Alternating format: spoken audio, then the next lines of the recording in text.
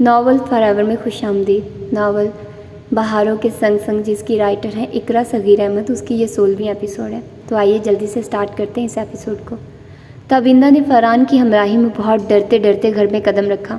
سہیل بیگم کی بیزار صورت، مشتعل تلخ مزاج طعنے اور کوسنوں کا اسٹاک کافی بڑی مقدار میں اس کے لیے موجود ہوگا، اور ان سے پوچھے بغیر ان کی اجازت کی پرواہ نہ کرتے ہوئے بلکہ اپنی مرضی و من مانی کر کے فرحان اسے لے کر کراچی روانہ ہو گیا تھا اور 1 ہفتہ گزار کر وہاں سے آیا تھا۔ اس کی من مانی، خود سری و بے خوفی نے انہیں کس قدر مشتعل کر دیا ہوگا، یہ بات سوچ کر تابندہ کا خون اندر ہی اندر خشک ہو رہا تھا۔ مگر اب ان کا رویہ، ان کا سلوک، ان کی زیادتیاں کس قدر عروج پر پہنچی ہوئی ہوں گی، وہ روح کو زخمی کر دینے والے زبانی ہتھیار سنبھالے بیٹھے ہوں گے۔ کیا بات ہے، یہ چہرے پر خزاں کا موسم کیوں چھا گیا ہے؟ فرحان جو اس کی کیفیت پر غور نوٹ کر رہا تھا، سوٹ کیس و بیگز ملازم کے حوالے کرنے کے بعد اس کے شانے پر ہاتھ رکھ کر بڑی اپنائیت سے بولا، نہیں کوئی بات نہیں، آپ کو یوں ہی فکر رہتی ہے میری طرف سے۔ دیکھو، جو دل میں رہتے ہیں جانم، وہ اپنے ہی وجود کا حصہ بن جاتے ہیں اور اپنے وجود میں ہونے والی حیرانیوں، پریشانی، مسرتوں اور دکھوں کے سب موسموں سے انسان آگاہ رہتا ہے۔ پھر یہ کس طرح ہو سکتا ہے تم اتنی خوفزدہ ہو، پریشانی سے دوچار ہو اور میں یہ کیفیت محسوس کر ہی نہ سکوں؟ امپاسبل۔ فرحان کے چہرے پر سنجیدگی و خلوص رقم تھا۔ کچھ نہیں بھائی، بس یوں ہی سب گھر والوں کو چھوڑ کر آئی ہوں، کچھ عرصے تو سب کی یاد یوں ہی بے کل رکھے گی۔ اس نے اس کا ذہن موڑنے کے لیے وزنی دلیل دی تھی۔ بات تو تمہاری درست ہے، مگر میں تمہیں انفارم کر دوں کہ تم ممی کی وجہ سے پریشان ہو۔ وہم ہے آپ کا، میں بھلا پھپھو سے کیوں خوفزدہ ہوں گی؟ شاباش، اچھی اور نیک بہویں یوں ہی ساس کے دل جیتتی ہیں۔ فرحان ہنسا۔ آپ تو یہی لاؤنج میں ہی کھڑے ہو گئے، اندر چلیں پھپھو کے کمرے میں؟ ہاں چلو بھائی، امی حضور جاتے ہی 22 توپوں کی سلامی دینے کے لیے تیار ہوں گی۔ ارے میرے بچے آ گئے! اندر سے سہیل بیگم بڑی بےتابی سے نکل کر ان کی طرف بڑھی۔ ابھی بخشو نے اطلاع دی کہ فرحان اور بہو آ گئے۔ فرحان سے ملنے کے بعد انہوں نے بڑی گرم جوشی سے گھبرائی ہوئی تابندہ کو سینے سے لگا لیا۔ امی آپ کے کمرے کی طرف ہی آ رہے تھے؟ فرحان حیرانی سے ان کی جانب دیکھ کر بولا تھا، جو بڑی محبت سے تابندہ کو سینے سے لگا رہی تھی۔ ان کا انداز 100% بامروت ریاکاری سے پاک تھا۔ تابندہ کے ساتھ ان کا رویہ اس کے سامنے بھی حد تک کمیز اور ناپسندیدہ ہوتا تھا، اور یہی وجہ تھی کہ تابندہ کی تابع داری و خدمت گزاری اور ان کا ناقابل برداشت رویہ اسے فطری طور پر اماں سے بدظن کر چکے تھے۔ مگر اس وقت ان کا شفقت امیز محبت کی چاشنی چھلکاتا رویہ دونوں کے لیے باعث تحیر و ناقابل فہم تھا۔ میں اپنے بچوں سے ملنے خود ہی آ گئی۔ اکیلا گھر کیسے کھانے کو دوڑ رہا تھا؟ تمہارے ڈیڈی کاروبار میں مصروف، میں بھلا کب تک رشتہ داروں کو بلاتی اور جاتی؟ پھر اپنا خون تو اپنا ہی ہوتا ہے، گھر میں جو رونق اپنے بچوں سے ہوتی ہے وہ بھلا دوستوں اور رشتہ داروں سے کہاں ہوتی ہے؟ اور تابندہ بیٹی نے میرے نخرے اٹھا اٹھا کر مجھے اتنا عادی بنا دیا کہ یہ تو بات بات پر مجھے یاد آتی تھی۔ اب کہیں نہیں جانے دوں گی میں تمہیں بیٹی، کراچی بھابھی سے ملانے کے لیے بھی اپنے ساتھ لے کر جاؤں گی۔ میرے دل کا سکون، میرے گھر کی رونق تم ہی ہو۔ وہ تابندہ کا ہاتھ اپنے ہاتھوں میں لے کر شہداگی لہجے میں کہہ رہی تھی۔ تابندہ کسی مجسمے کی مانند بیٹھی تھی، اسے یقین نہیں آ رہا تھا کہ یہ حقیقت ہے۔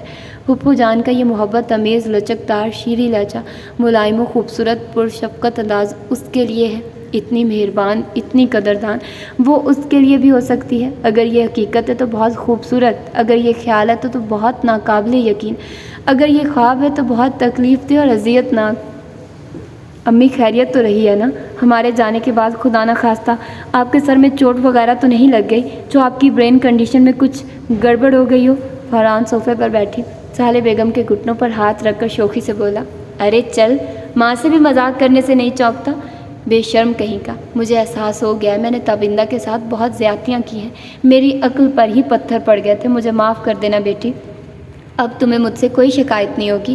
وہ لجاجت بھرے لہجے میں تابندہ سے مخاطب ہوئی، جو ان کے برابر میں ہی گمسم بیٹھی تھی۔ ایسے نہ کہیے پھپھو جان، میں نے آپ کی کسی بات کا برا نہیں مانا۔ ابو کے حوالے سے آپ مجھے اتنی ہی عزیز ہے جتنے ابو مجھے عزیز ہیں۔ پھپھو اور ماں میں کوئی فرق نہیں ہوتا، بلکہ آپ ہی مجھے معاف کرتے۔ نادانی میں مجھ سے ہی کوئی گستاخی سرزد ہو گئی ہو۔ خوش رنگ جذبوں کی بارش میں اس کی تشنہ ذات یکدم ہی بھیگ اٹھی تھی۔ محبت کی خوشبوؤں سے اس کا انگ انگ مہک اٹھا تھا۔ اس کی خاموش ریاضتوں کو آج سراہا گیا تھا۔ صبر و برداشت کا ثمر آج اس کی جھولی میں گر چکا تھا۔ سچی خوشیاں، بے لوث چاہتیں، بے غرض شفقتیں آج اسے حصار میں لے چکی تھی۔ ایک بہو جب ہی مکمل ہوتی ہے جب اسے اس کی ذات کو کھلے دل سے تسلیم کر لیا جائے، اور سہیل بیگم نے اپنی محبتوں کے ہار اس کے گلے میں سچائی اور خلوص سے ڈال کر اسے مکمل کر ڈالا تھا۔ اسے اپنا وجود کہکشاں بن کر بادلوں کے سنگ سنگ اڑتا نظر آ رہا تھا۔ خلاف معمول آج اسد صاحب گھر میں موجود تھے۔ شب خوابی کے لباس میں ملبوس بہت ایزی ہو کر بیڈ پر دراز تھے۔ فوزیہ بیگم نے بال برش کرتے ہوئے ڈریسنگ ٹیبل کے آئینے میں نظر آتے ان کے عکس کو 2-3 بار اضطراری انداز میں دیکھا، جیسے کچھ کہنا چاہ رہی ہوں، مگر حسب عادت ان کے سامنے ہمیشہ کی طرح ان کی ساری خود اعتمادی ہوا ہو چکی تھی۔ سرد مزاج کم گو اسد صاحب پورے دھیان سے ٹیلی ویژن پر آنے والے پروگرام بزنس ٹوڈے میں گم تھے۔ اسٹاکس ایکسچینج اور مختلف کمپنیوں کے گرتے چڑھتے شیئرز پر ان کی نگاہ تھی۔ آدھے گھنٹے سے وہ خواہ ہی ان سے بات کے لیے موضوع الفاظ ترتیب دینے میں بالوں میں برش کر رہی تھی اور نگاہیں بھٹک بھٹک کر ان کی طرف اٹھ رہی تھی۔ آج ساری رات آپ گیسوں سنوارنے میں ہی گزار دیں گی؟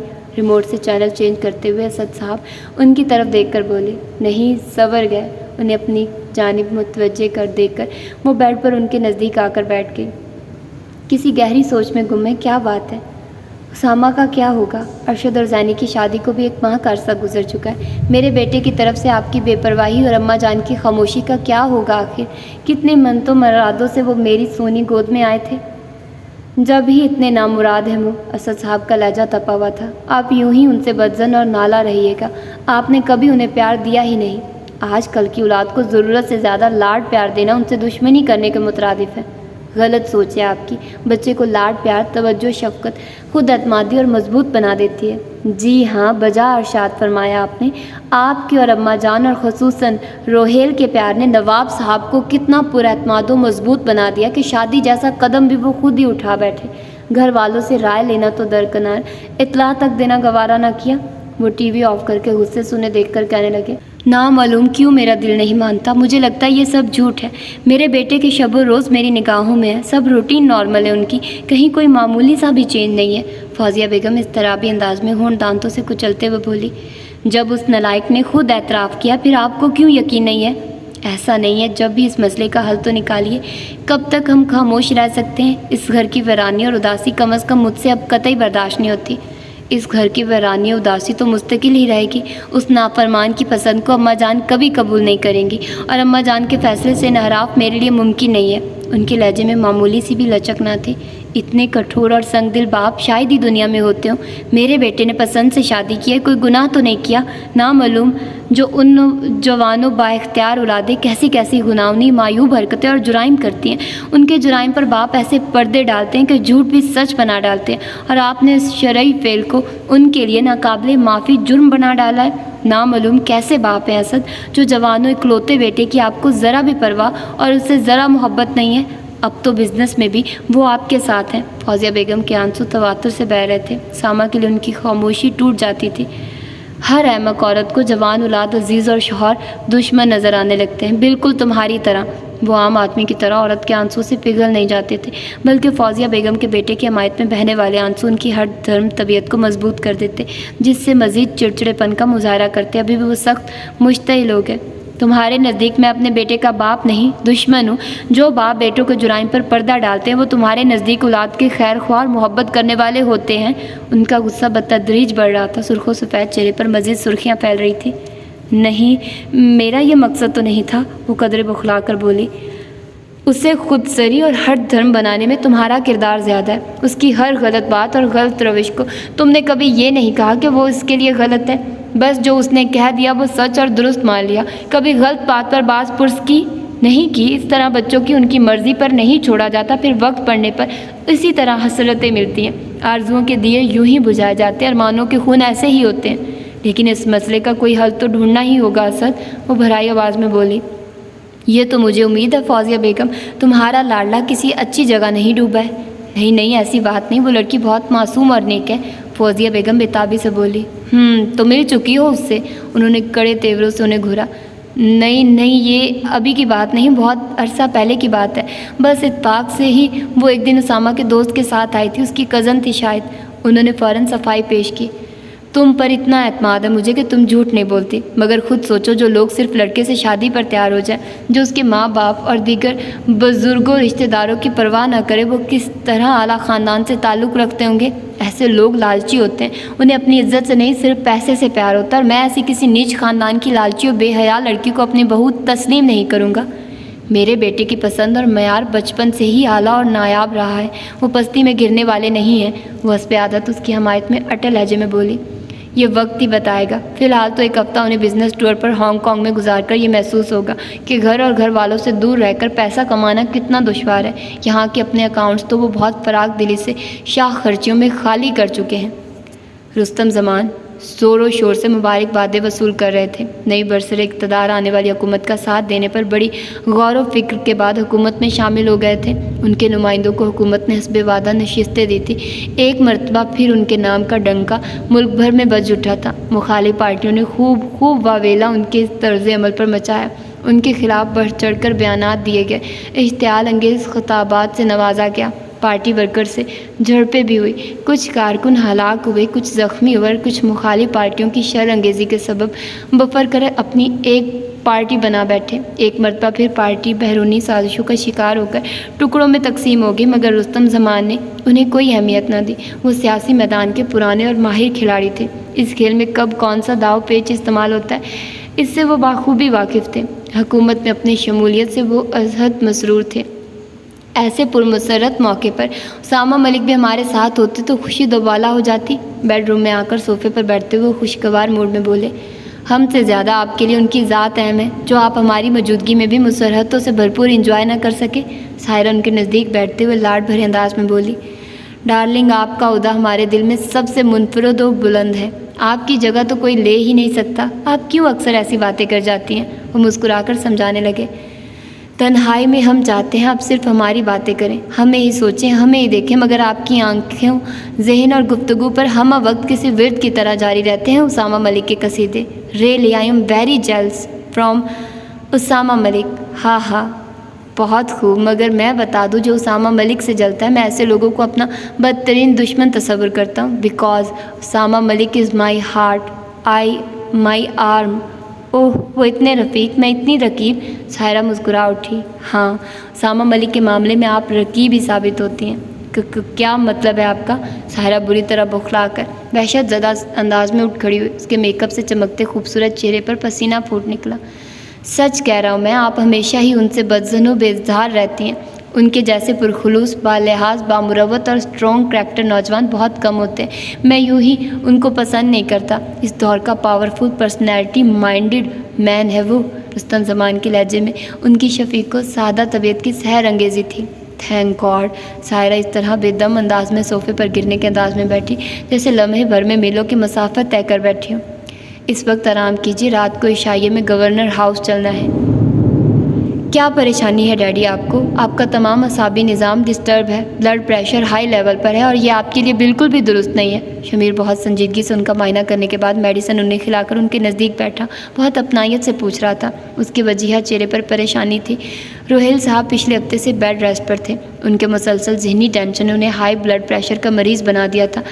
فیملی ڈاکٹر سے ان کا علاج باقاعدگی سے ہو رہا تھا۔ شمیر بھی ان کی مکمل میڈیکل کیئر کر رہا تھا۔ مجھے بھلا کیا پریشانی ہو سکتی ہے؟ بزنس میرا اوکے ہے، بچے میرے بڑے فرما بردار ہیں، بیوی بھی بہت تابع دار ہیں، دونوں بہویں بھی خدمت گزار اور باپ کی طرح عزت کرتی ہیں۔ مجھے بھلا کیا پریشانی ہو سکتی ہے؟ روہیل صاحب مسکراتے ہوئے آہستگی سے بولے، مگر ان کی لہجے کی بشاشت نگاہوں میں چھائے ویرانی کا ساتھ نہیں دے رہی تھی۔ کوئی تو ایسے سیکرٹ افیئر ہے ڈیڈی جو آپ کو بہت عرصے سے کسی آکٹوپس کی طرح جکڑے ہوئے ہیں۔ کس سوچ، کس خیال، کس عذاب میں آپ گرفتار ہیں ڈیڈی؟ پلیز کوئی ایسی بات ہے تو ضرور بتائیے ڈیڈی، میرا وعدہ ہے میں مکمل رازداری سے آپ سے تعاون کروں گا۔ آپ مجھے صرف اس وقت اپنا دوست سمجھیں، جو بھی کچھ آپ سوچتے ہیں مجھے بتائیے، ہم مل کر کوئی نہ کوئی حل ضرور نکالیں گے۔ شمیر بہت عاجزی سے ان سے مخاطب تھا، اس کے انداز میں بے چینی و اضطراب تھا۔ مائی سن ڈاکٹر بن گئے ہو مگر عادتیں وہیں بچپن والی ہیں۔ روہیل صاحب بے اختیار ہنس دیے۔ کیوں پتھر سے سر پھوڑتے ہو بیٹا؟ آپ کے ڈیڈی ہمیں فکر مند و پریشان دیکھ کر خوش ہوتے ہیں اور کوئی وجہ نہیں ہے۔ عظمت اسکواش کا گلاس دونوں کو دینے کے بعد شمیر سے مخاطب ہوئے، ان کا لہجہ ناراضگی لیے ہوئے اور افسردہ تھا۔ ایسا نہیں ہے ممی، ڈیڈی تو مکمل آئیڈیل فادر ہیں، میں تو اپنے دوستوں میں بہت فخر سے ڈیڈی کا ذکر کرتا ہوں۔ شمیر کا لہجہ ان کی محبت سے چور تھا۔ ارشد کی شادی اور ولیمے میں ان کے مس بیہیویئر نے مجھے کتنا شرمندہ کیا ہے بتا نہیں سکتی۔ کس طرح بہانوں سے لوگوں کے تعجب خیز استفسارات کے جواب دیے ہیں، جس طرح انہیں مطمئن کر کے اپنی فیملی کی انگشت نمائی سے بچایا ہے وہ میں ہی جانتی ہوں۔ ارشد کی شادی میں ہونے والی کوئی بھی تقریب انہوں نے سیلیبریٹ نہیں کی۔ کس کا دکھ، کس کی فکر تھی انہیں، جس کی وجہ سے انہیں اپنے سگے بیٹے کی اتنی بڑی خوشی خوش نہ کر سکی۔ ایک ماں کا غصہ اور ضبط کا پیمانہ عظمت کا اس وقت جواب دے گیا تھا۔ ارشد کی شادی کے دوران روہیل صاحب کا رویہ بہت خشک اور بیزار رہا تھا، بہت اکھڑے بے پرواہ اور ناراض رہے تھے، اور ان کے اس موڈ کو سب نے محسوس کیا تھا۔ شریک حیات ہونے کی وجہ سے عظمت بیگم بہت سارے سوالوں کی زد میں آئی تھی، مگر انہوں نے بہت ہوشیاری اور سمجھداری سے لوگوں کو مطمئن کر دیا تھا۔ زندگی میں پہلی بار ان کے دل میں روہیل کی طرف سے گرہ سی پڑ گئی تھی۔ کیا ہو گیا ہے ممی آپ کو، کیسی باتیں کر رہی ہیں؟ شمیر نے پہلی بار ماں کو غصے میں دیکھا تھا۔ سچی باتیں کر رہی ہوں میں، حد ہوتی ہے ایک برداشت کی بھی۔ گزشتہ 20 سال سے میں ان کی خاموشی اور بے پرواہی کی سزا بھگت رہی ہوں، یہاں موجود ہوتے ہوئے بھی یہاں موجود نہیں ہوتے۔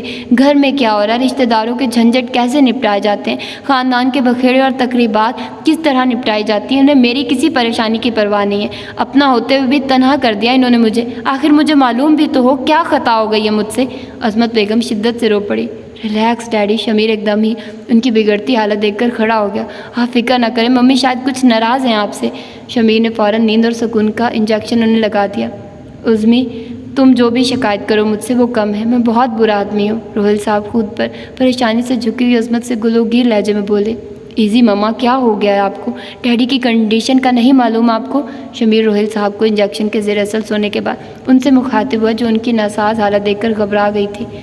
ڈیڈی پر اعصابی دباؤ اس قدر زیادہ ہے کہ خدا نہ خواستہ ہائی بی پی کے باعث کچھ بھی ہو سکتا ہے۔ پلیز زیادہ سے زیادہ انہیں پرسکون رکھنے کی کوشش کرنی چاہیے۔ کچھ سمجھ میں نہیں آتا، کیسی سوچیں ہیں، کیا پریشانیاں جس کی ہم سے پردہ داری ہے۔ ممی آپ خود پر دباؤ مت ڈالیے، آپ فریش رہیں گی تو ڈیڈی کی کیئر بھی کر سکیں گی، اور ڈیڈی کو آپ غلط مت سمجھیے، وہ بہت اچھے اور بہت محبت کرنے والے ہیں ہم سب سے۔ ارشد بھائی کی شادی کے دنوں میں ڈیڈی کو بی پی کی شکایت بہت زیادہ رہی تھی، اس وجہ سے وہ الگ الگ اور گمسم رہے تھے۔ بھائی کے مشورے کے مطابق آپ کو ہم نے بتایا تھا کہ آپ پریشان ہو جائیں گی اور کام کوئی بھی وقت پر نہ ہو پائے گا۔ شمیر نے پوری تفصیل انہوں نے بتا دی تاکہ جو بات غلط فہمی کے باعث بدگمان کر گئی ہے اس سے وہ نجات پا لیں۔ شمائلہ، چڑیوں کی گنڈیوں میں باجرا اور پانی یاد سے ڈال دیا ہے نا؟ خورشید بی بی پاندان تخت کے نیچے سرکاتے ہوئے بلکنی کی جانب سے آتی شمائلہ سے پوچھنے لگی۔ ہاں امی، یہ کام تو میں پہلے ہی کر دیتی ہوں۔ شمائلہ ریلنگ کے ساتھ میں نائلون کی ڈوری سے بندھی سرخ مٹی کی کنڈیوں کو دیکھتے ہوئے اطمینان سے بولی۔ اللہ کی مخلوق کا جتنا ہو سکے خیال رکھنا چاہیے، اللہ خوش ہوتا ہے، اور یہ ننھے بے زبان پرندے بھی بہت ساری دعائیں دیتے ہیں، اور دعائیں ہی انسان کو ناگہانی آفات سے بچاتی ہیں۔ کوئی حرج نہیں اگر روزانہ ان کے لیے 10-15 روپے کا باجرہ ڈال دیا جائے، کہ آخر روزانہ ڈھیروں پیسہ ہم خود پر بھی تو خرچ کرتے ہیں۔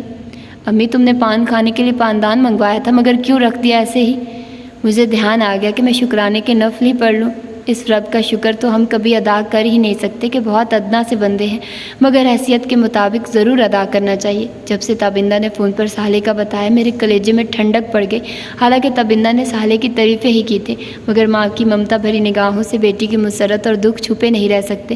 اس کے بغیر بتائے میں جان گئی تھی، مگر انجان بن گئی کہ ایک مرتبہ بیٹی ماں کے گھر روٹ کر بیٹھ جائے تو یہ سلسلہ بڑھتا ہی جاتا ہے، اس سے پھر حالات سنورنے کی بجائے بگڑتے رہتے ہیں، اور لڑکی نہ سسرال میں کوئی عزت پاتی ہے اور میکے میں بھی اپنا مقام کھو دیتی ہے۔ صبر و استقامت، حوصلے و برداشت سے یہ پلسرات طے کرنا پڑتا ہے۔ آج میری بیٹی کو اس کی جنت مل گئی تو میں فوراً اپنے رب کے آگے سجدہ ریز ہونا چاہتی ہوں۔ وہ بہت خوش تھی۔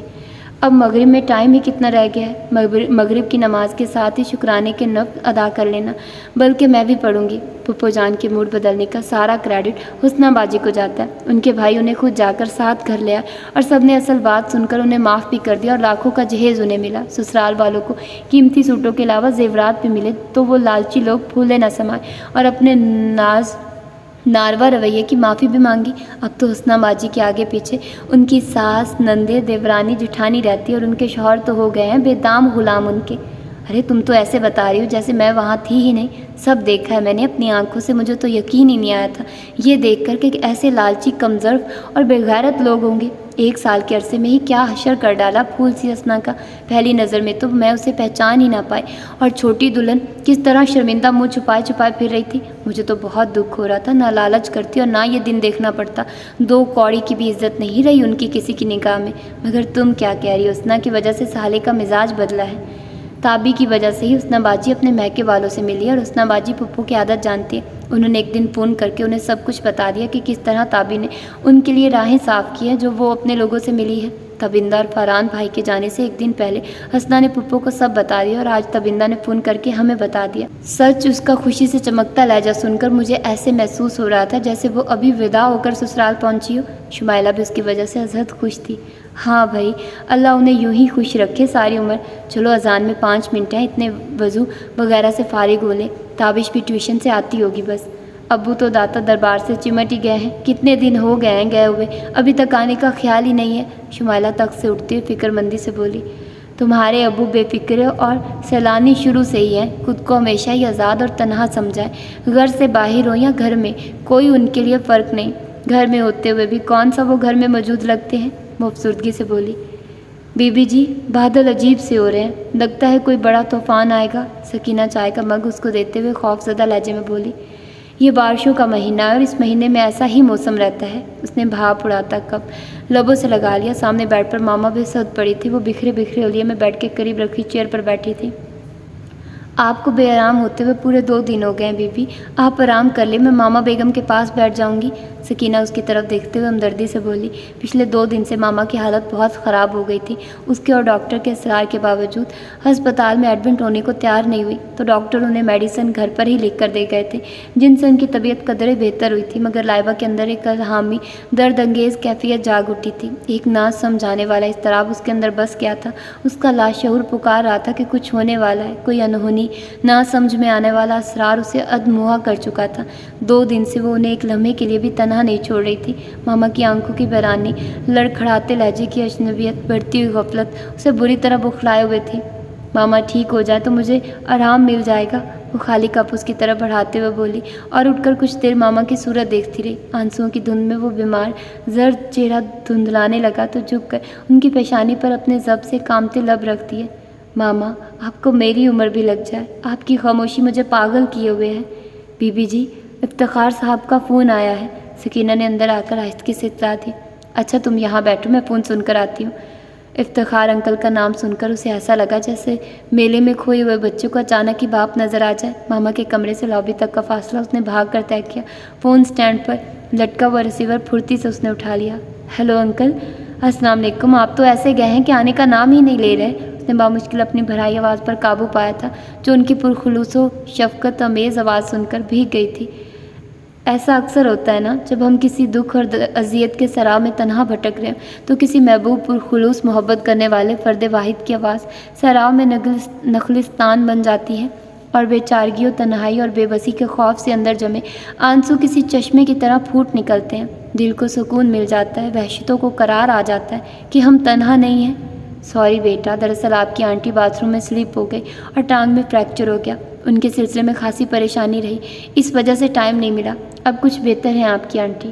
ویری سیڈ، یہاں بارشوں کا موسم ہے، اکثر گرج چمک کے ساتھ بارش ہوتی ہے، اور اگر نہ بھی ہو تو مطلع ابر آلود رہتا ہے۔ اس نے کوشش سے لہجے کو کافی نارمل کر لیا تھا۔ ماما کیسی ہیں؟ ماما کا نہ پوچھیں انکل۔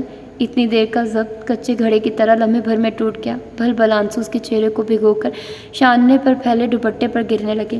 2 دن سے ماما کی حالت بالکل بھی ٹھیک نہیں ہے، وہ ہسپتال میں ایڈمٹ نہیں ہوتی، رات سے بہکی بہکی باتیں کرتی ہیں، پھر بہت دیر تک ایسا لگتا ہے جیسے سو رہی ہوں، اور پریشان کن بات تو یہ ہے کہ مجھے نہیں پہچان رہی۔ اس کی سسکیاں جیسے دل چیر کر نکل رہی تھی، انداز اتنا معصومانہ تھا جیسے عمر بھر کی ریاضت کے بعد ماں نے بچے کو پہچاننے سے انکار کر دیا۔ شوفر 1 ماہ سے چھٹی لے کر گاؤں گیا ہے، چوکی دار بھی 3 دن سے نہیں آ رہا، گھر میں صرف میں اور سکینہ ہے ماما کے پاس، مگر ماما کو ہوش نہیں ہے۔ گھبرائیے نہیں بیٹا، آپ انشاءاللہ ٹھیک ہو جائے گی ماما، ریسیور سے ان کی آواز ابھری۔ بظاہر وہ اسے تسلی دے رہے تھے، مگر ان کے بخلائے لہجے سے گھبراہٹ اور تشویش نمایاں تھی۔ آپ کی اور آنٹی شاہ رخ اور طوبہ کی کمی شدت سے محسوس ہو رہی ہے، ایسا محسوس ہو رہا ہے انکل میرا کوئی بھی نہیں ہے، کوئی بھی نہیں، بالکل تنہا ہوں میں ویرانوں میں بھٹکنے والی متوش بھٹکی روح کی طرح۔ ماما کی حالت مجھے مار ڈالے گی، مر جاؤں گی میں۔ وہ ریسیور میں ہی پھوٹ پھوٹ کر رو دی۔ آنسوؤں کی طغیانی کو راستہ مل گیا تھا۔ روئے نہیں بیٹا، میں بہت پریشان ہو رہا ہوں، کاش آپ کی آنٹی اسپتال میں نہ ہوتی۔ شاہ رخ بزنس کے سلسلے میں سڈنی میں ہے، طوبہ اپنے پھپھو کے ساتھ بینکاک میں ہے، ورنہ میں اگلی فلائٹ سے فوراً آپ کے پاس آ جاتا۔ مگر آپ روئیے مت پلیز۔ اس کی ہچکیاں انہیں کسی درد میں مبتلا کر رہی تھی۔ آپ تو بہت بہادر ہیں بیٹا، آپ تنہا نہیں ہیں، میں ابھی کچھ دیر بعد دوبارہ رنگ کرتا ہوں۔ اب اپنے آنسو پوچھو۔ شاباش، گھبرانا نہیں۔ انہوں نے سمجھاتے ہوئے کافی عجلت میں لائن کاٹی تھی۔ اس کے تو جیسے ان کے محبت امیز اور ہمدرد لہجے نے سارے برداشت و ہمت کو بند توڑ ڈالے تھے۔ وہ فون سٹینڈ کے قریب بیٹھ کر گھٹنوں میں منہ چھپا کر شدت سے رو دی۔ دکھوں میں تو اپنے ہی دلاسا دیتے ہیں۔ ہم سے محبت کرنے والے، ہمیں چاہنے والے لوگوں کی پہچان تو دکھوں میں ساتھ دینے سے ہوتی ہے۔ ہمارے سارے دکھ، تمام تکلیفیں وہ اپنی محبتوں سے چن لیتے ہیں۔ ان کی بے لوث چاہتیں، بے غرض مروتیں ہمیں ہماری اہمیت کا احساس دلاتی ہیں، ہماری ذات کو معزز و معتبر بناتی ہیں۔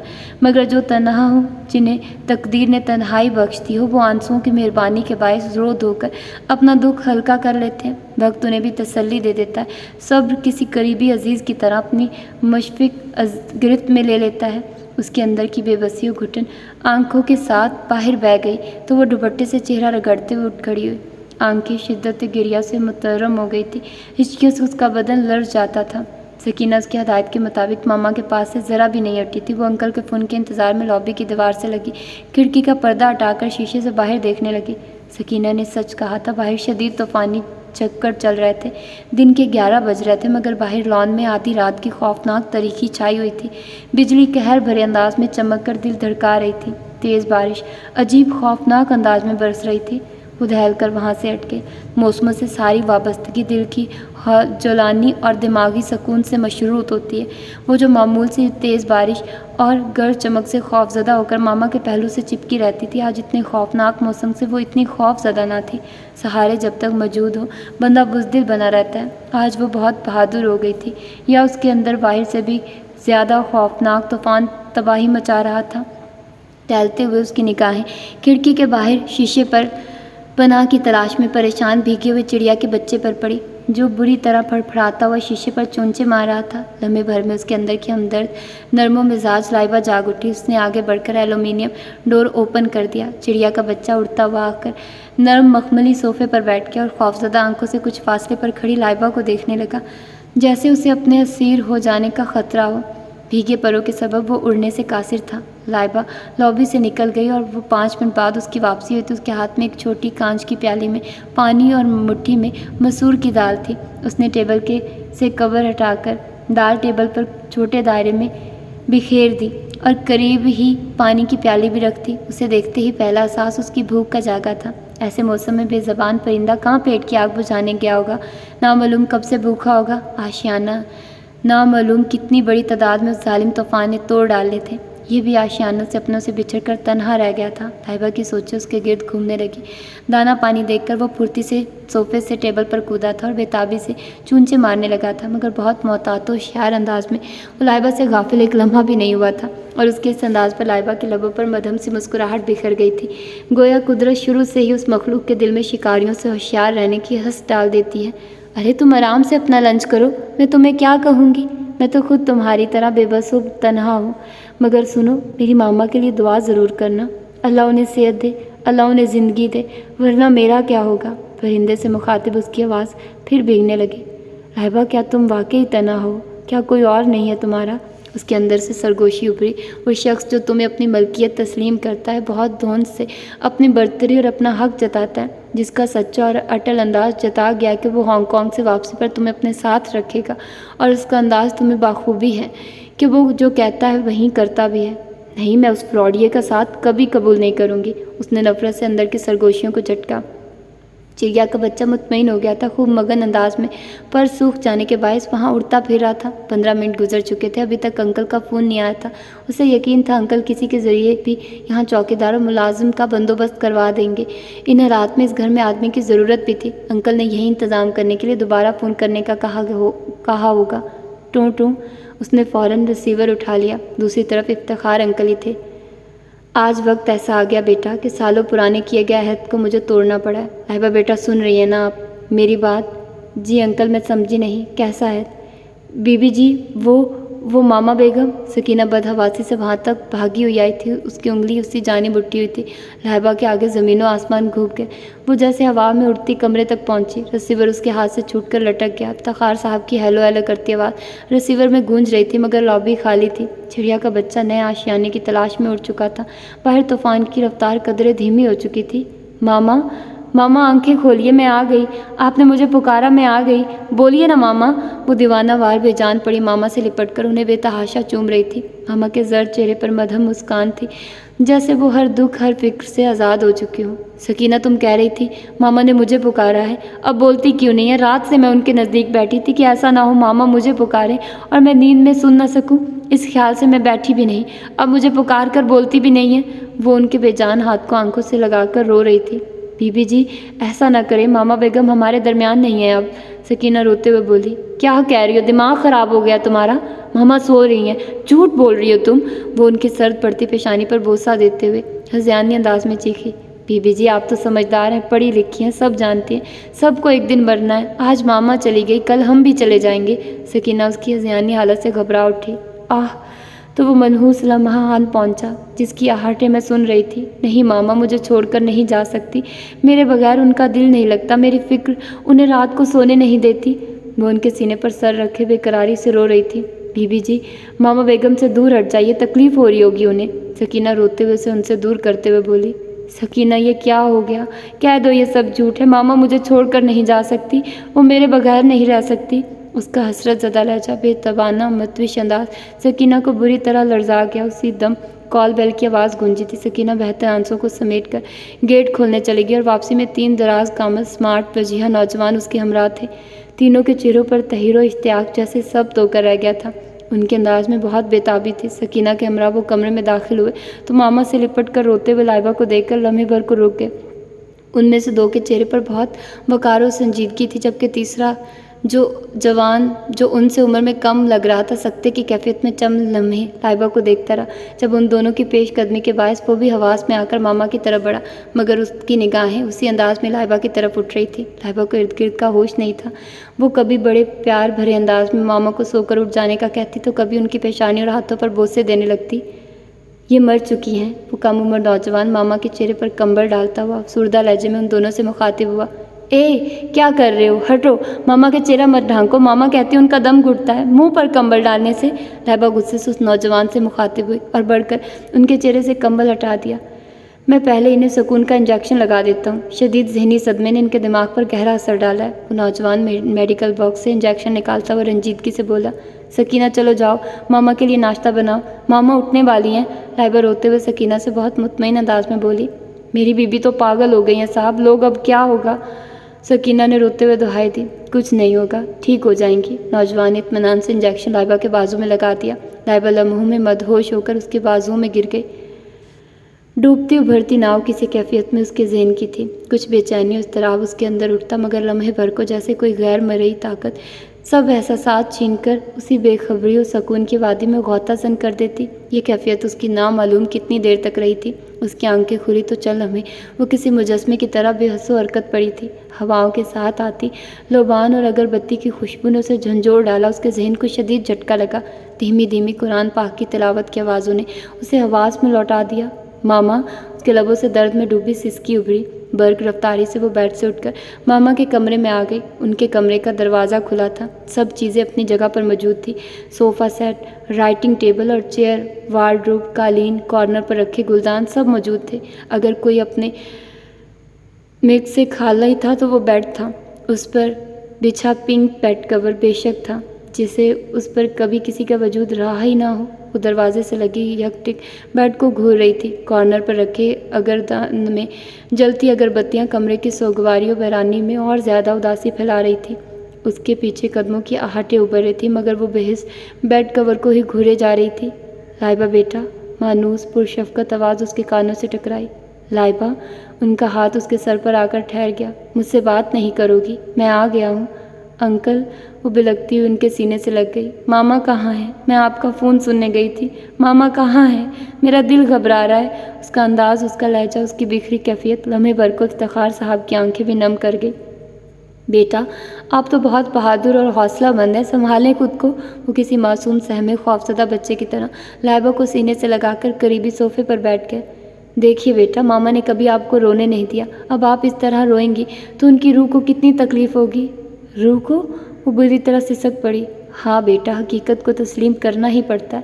اللہ تعالیٰ اپنے کلام پاک میں فرماتا ہے ہر جاندار کو ایک دن موت کا ذائقہ چکھنا ہے، اور بیٹا ہم سب کو اس ذائقے کو چکھ کر اپنی نیند سو جانا ہے، قیامت تک کے لیے۔ اوہ، یہ خواب نہیں حقیقت ہے۔ ماما مجھے چھوڑ گئی ہیں، میں یہ سب بھیانک خواب سمجھ رہی تھی، اب کیسے زندہ رہ پاؤں گی؟ ماما کہتی تھی وہ میری ایک پل کی جدائی برداشت نہیں کر سکتی، اب مجھے اس طرح خاموشی سے جدا کر کے چلی گئی۔ اس کا لہجہ سوز اور درد میں ڈوبا ہوا تھا، زخمی دل کا لہو آنکھوں سے بہہ رہا تھا۔ اب اس نے حقیقت کو سمجھا تھا، انکل اسے دلاسے دے رہے تھے، اسے خاموش کرنا چاہ رہے تھے، مگر وہ اس طرح بکھر کر رو رہی تھی جیسے خود کو آنسوؤں میں بہا دے گی۔ بیٹا اس طرح مت رو، آگے جانے والوں کے لیے سب سے بہترین تحفہ اس کے لیے دعائے مغفرت کرنا، قرآن شریف کا پڑھ کر بخشنا، کلمہ اور درود شریف وغیرہ پڑھ کر ثواب پہنچانا ہے۔ یہ آنسو تو ان کے لیے وہاں آزمائش بن جائیں گے۔ ان سے محبت کا بہترین اظہار اس طرح ادا کر سکتی ہو۔ مجھے یقین نہیں آ رہا انکل، میرے اندر یہ کیسی آگ لگی ہے، میں بالکل تنہا ہو گئی۔ وہ دونوں ہاتھوں میں چہرہ چھپا کر رونے لگی۔ آپ تنہا نہیں ہو گڑیا، ہم سب ہیں تمہارے ساتھ۔ نامانوس غمگین آواز اس کے کانوں میں گونجی، مضبوط ہاتھ بڑی اپنائیت سے اس کے سر پر رکھا گیا تھا۔ اس نے چونک کر بھیگی ہوئی آنکھیں اٹھا کر اپنے قریب کھڑے لائٹ اسکائی بلو کلر کے شلوار سوٹ میں ملبوس دراز پروقار وجیہہ چہرے والے شخص کو دیکھا۔ اس کے برابر میں وائٹ شلوار سوٹ میں ملبوس دوسرا شخص کھڑا تھا، وہ بھی دراز قد اور کافی وجیہہ تھا۔ اس کے سنجیدہ چہرے پر شفیق سی نرمی تھی، دونوں کے سروں پر سفید کروشیے کی بنی جالیوں والی ٹوپی تھی۔ انکل یہ کون ہے؟ وہ آنسو دوپٹے سے صاف کرتے ہوئے تحیر سے بولی۔ اس کے اندر عجیب سی ہلچل مچ گئی تھی، یہ چہرے اجنبی تھے مگر ان سے پھوٹتی خوشبو اس کی روح میں بسی خوشبو تھی، جانی پہچانی، برسوں سے ساتھ رہنے والی۔ یہ انکل نے اضطرابی انداز میں ان دونوں کی طرف نگاہ ڈالی، پھر اس کی طرف دیکھتے ہوئے غمگین لہجے میں بولے، یہ آپ کے بھائی ہیں نبیل روہیل اور ارشد روہیل۔ لمحوں میں برسوں کا فاصلہ طے ہوا تھا، اپنائیت، خلوص، قدرت، کبیدگی ایک ساتھ اس کے جذبوں میں ابھری تھی۔ انکل کے انکشاف نے اسے بالکل نئے احساسات و جذبات سے روشناس کرایا تھا۔ اس نے بے یقین نگاہوں سے ان دونوں کے پرشوق چہروں کی طرف دیکھا، پھر دونوں ہاتھوں میں چہرہ چھپا کر شدت سے رو دی۔ اس لمحے کی، اس وقت کی اس نے کتنی دعائیں مانگی تھی، اپنی ادھوری ذات کی تکمیل کا، اپنوں سے ملن کی، ان حیات بخش ساعتوں کا تو اسے بچپن سے انتظار رہا تھا۔ 20 سال کا ایک ایک لمحہ اس کے انتظار میں رہا تھا، جب وہ اپنوں سے مل کر اپنی ذات کو خود اعتمادی بخشی تھی۔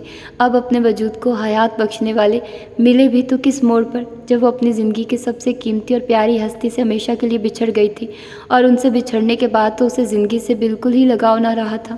ماما کی زندگی اس ملن پر بھاری تھی۔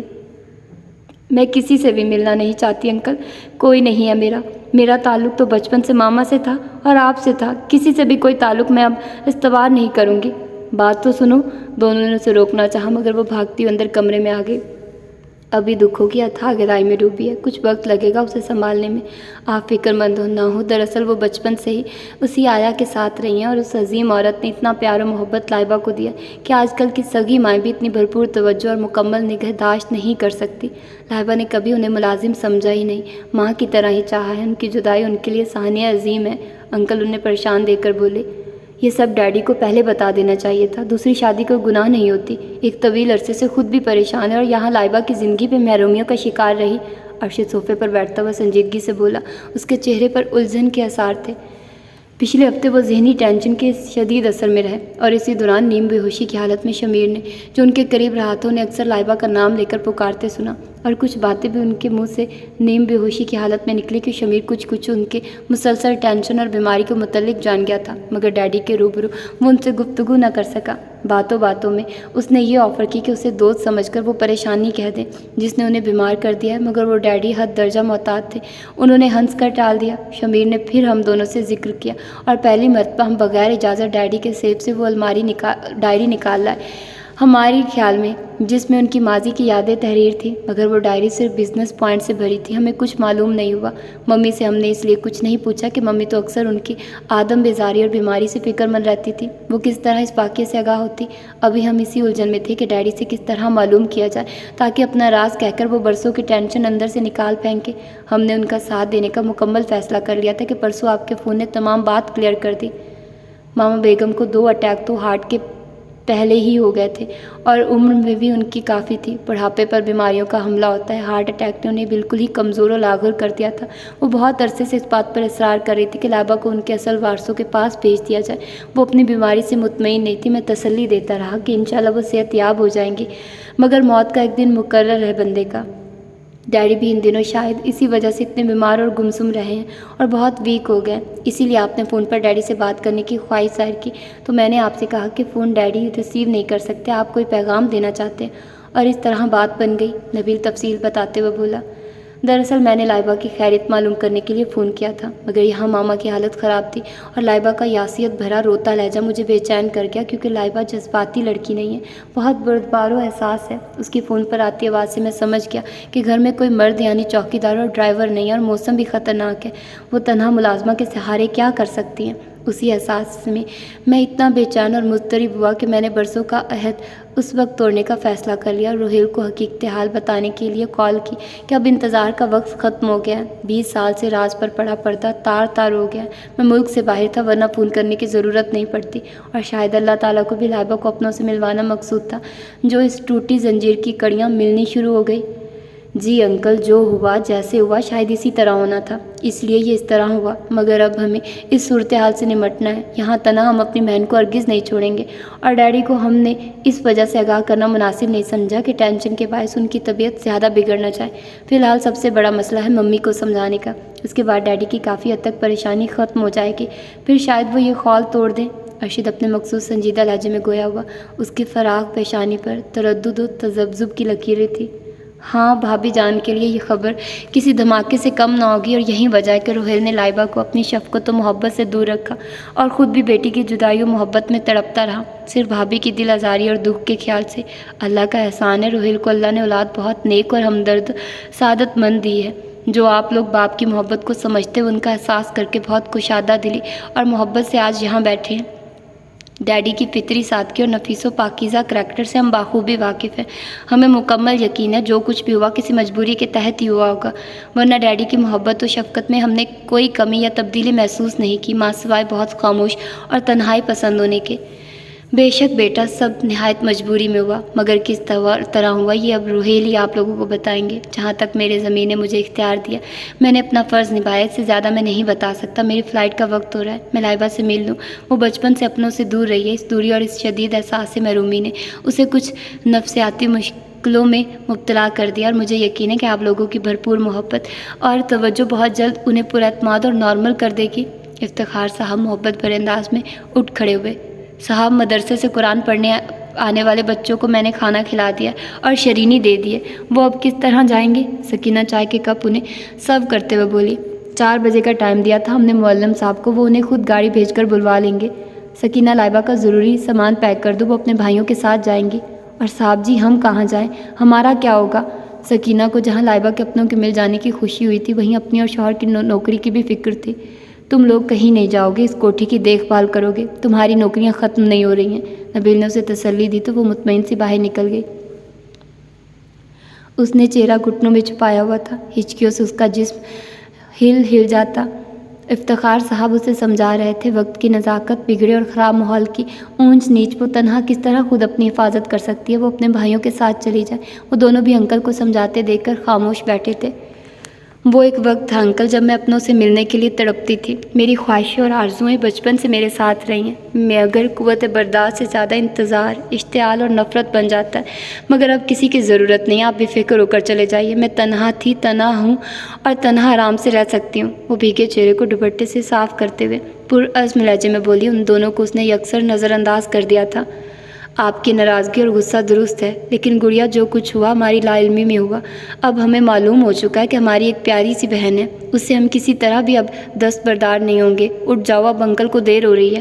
نبیل نرم پرشفقت لہجے میں لائبہ کے قریب بیٹھ کر بولا، نہیں ہیں آپ میرے بھائی، کسی سے کوئی رشتہ نہیں ہے میرا، میرے سارے رشتے ماما سے وابستہ ہیں، میں نہیں مانتی ان رشتوں کو، عادی ہو گئی ہوں میں اپنی ذات کی۔ وہ بفر اٹھی۔ لائبہ بیٹا، حقیقت کو اس طرح انکل پلیز آپ ان سے کہیے یہ چلے جائیے یہاں سے۔ حقیقت کو سمجھنے کی کوشش کرو، اتنی بڑی کوٹھی میں محض ملازموں کے ہمراہ کس طرح رہو گی؟ یہ علاقہ بھی سمندر کی وجہ سے رات کو بے رونق ہو جاتا ہے۔ ارشد اس سے مخاطب ہوا، میں ہمیشہ سے ملازموں کے ہمراہ ہی رہتی آئی ہوں، اب بھی رہ لوں گی۔ وہ ہٹ دھرمی سے بولی، نہیں بیٹا، یہ آپ کی سوچ ہے، اب ایسا قطعی ممکن نہیں ہے۔ افتخار صاحب ٹائم دیکھتے ہوئے متفقع لہجے میں کہنے لگے، آپ کی فلائٹ مس ہو جائے گی انکل، آپ جائیے۔ ارشد وال کلاک کی جانب دیکھتے ہوئے بولا، آپ کی آنٹی کا مسئلہ نہ ہوتا تو میں قطعی نہ جاتا، مگر اس وقت مجبوری ہی کچھ ایسی ہے کہ میں نہ چاہتے ہوئے بھی جانے پر مجبور ہوں۔ آپ کا دکھ میں سمجھ رہا ہوں لائبہ، مگر بیٹا محبتیں، چاہتے، پرخلوص رفاقتیں جب بھی ہمارا در کھٹکھٹائے، ہمیں کشادہ دلی کا ثبوت دیتے ہوئے انہیں خوش آمدید کہنا چاہیے۔ خزاں کے بعد بہار آ کر خزاں کی تمام محرومیوں اور ناآسودگیوں کی تشنگیوں، تنگ دامنی کا خاتمہ کر دیتی ہے۔ اپنوں سے شکووں شکایتوں کا سلسلہ بھی اپنوں کی محبتوں اور اعتماد ختم کر دے گا۔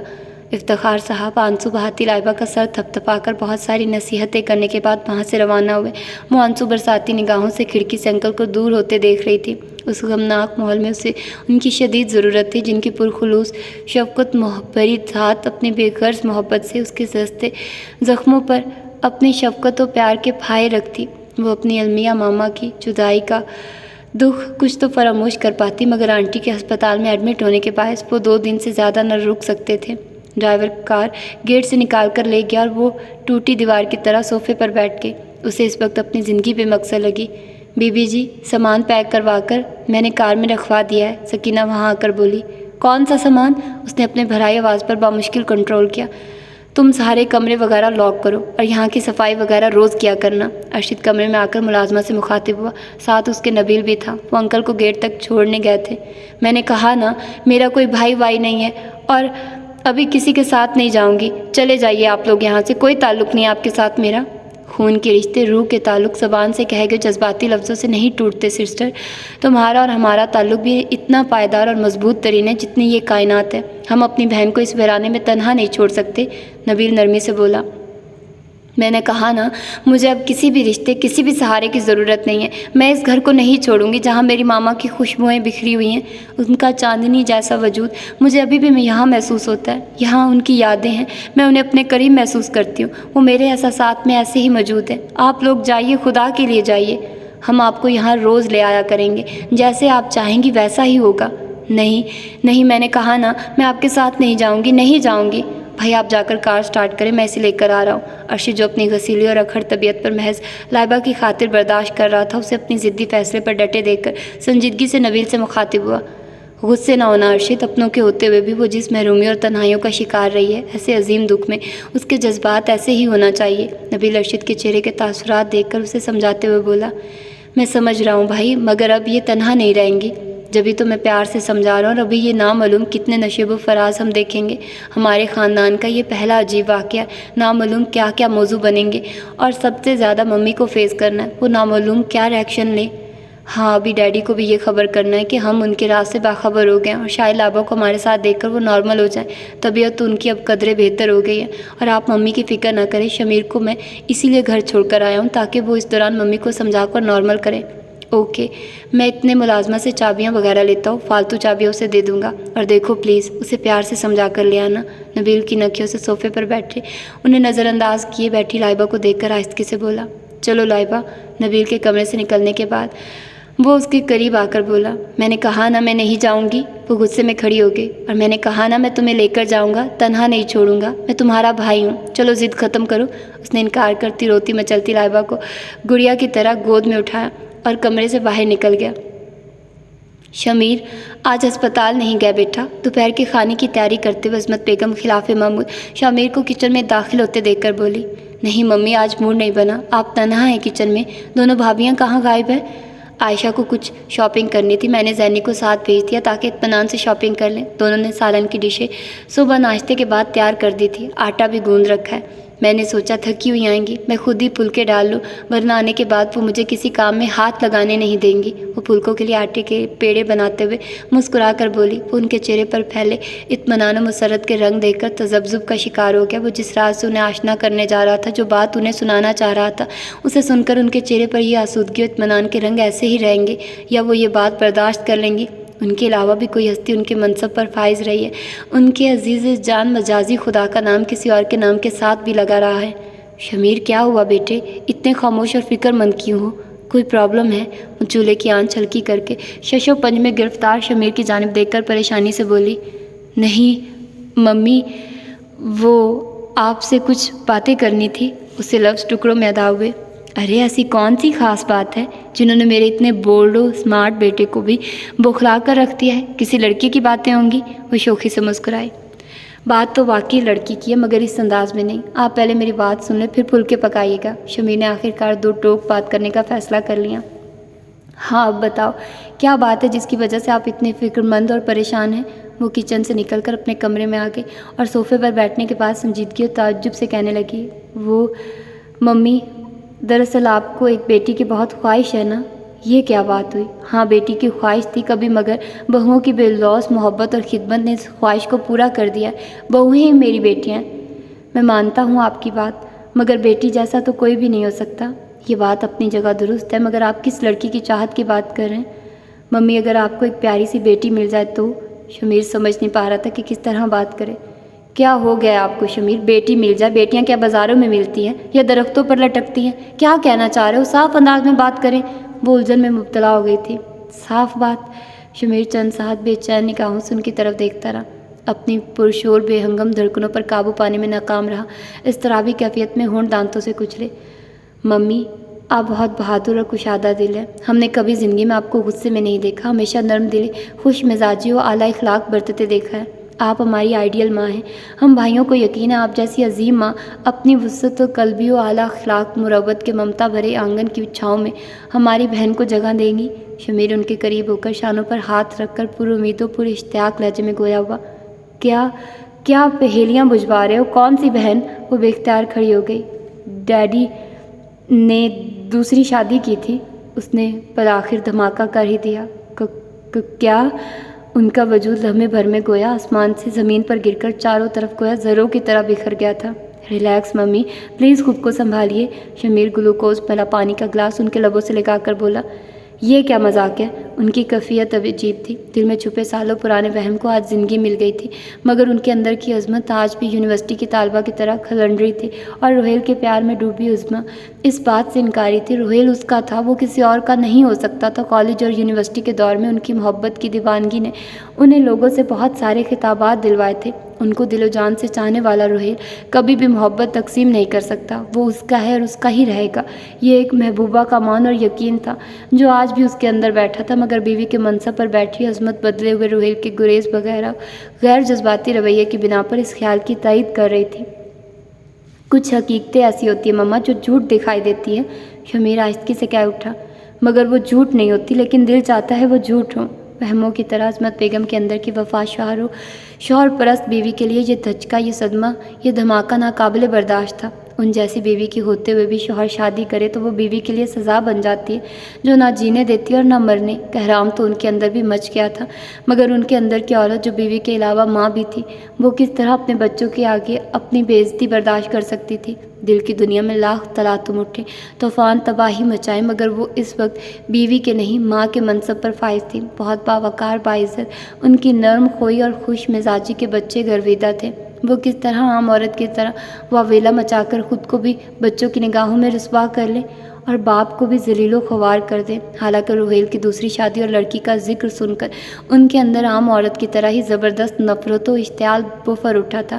لمحے بھر میں اس دغا باز و فریبی شخص کا گریبان پکڑ کر اپنی خطاؤں کا حساب مانگنے کو دل چاہا تھا، مگر ان کا اعلیٰ منصب، وقار، عزت و شرافت فطرت پر بھاری ہو گئے۔ نفرت و اشتعال کا جذبہ ممتا کے معراج و تقدس کے سامنے دب گیا۔ انہوں نے اپنے روتے سے سکتے، تڑپتے، ماتم کرتے درماندہ آنسوں کو اندر ہی بہنے دیا۔ ممی آپ ٹھیک تو ہے نا؟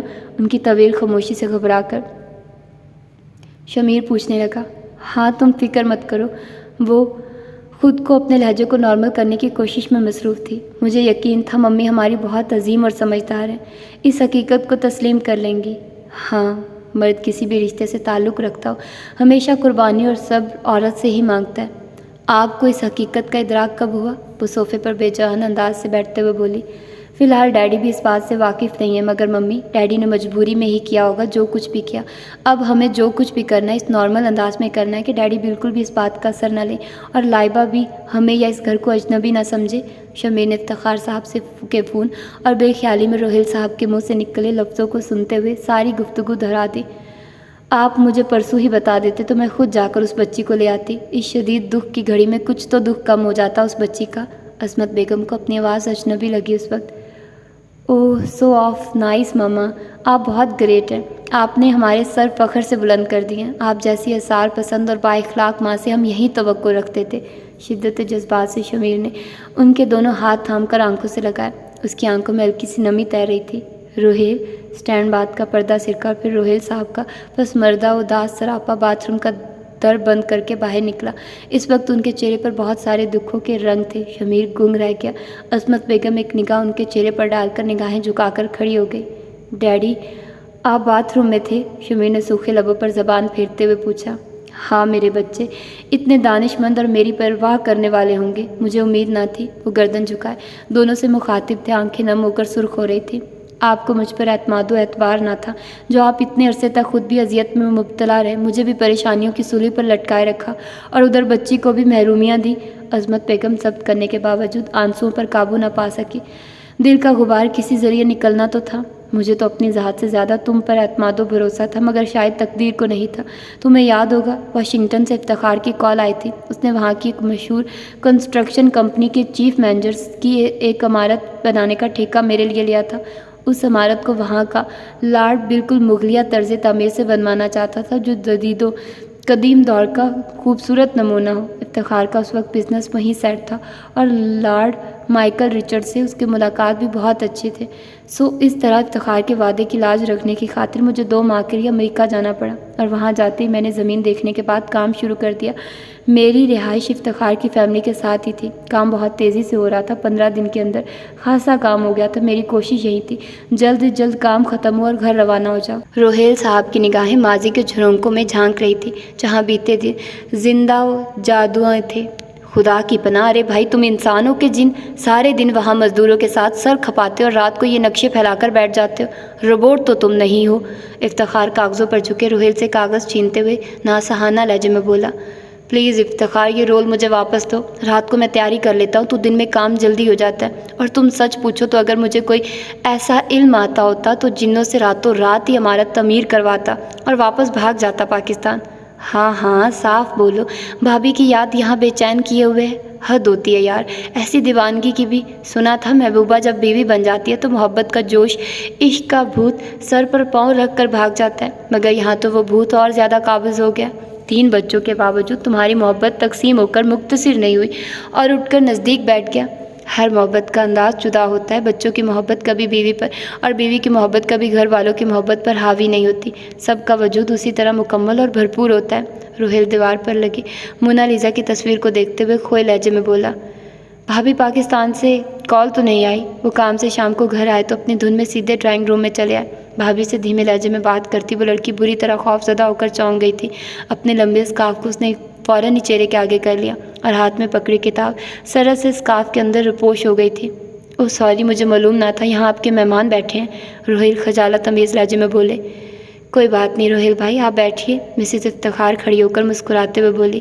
کیتھرین گھبراؤ نہیں، یہ مسلمان ہیں اور میرے بھائی ہیں۔ وہ اس خوفزدہ لڑکی سے گویا ہوئی۔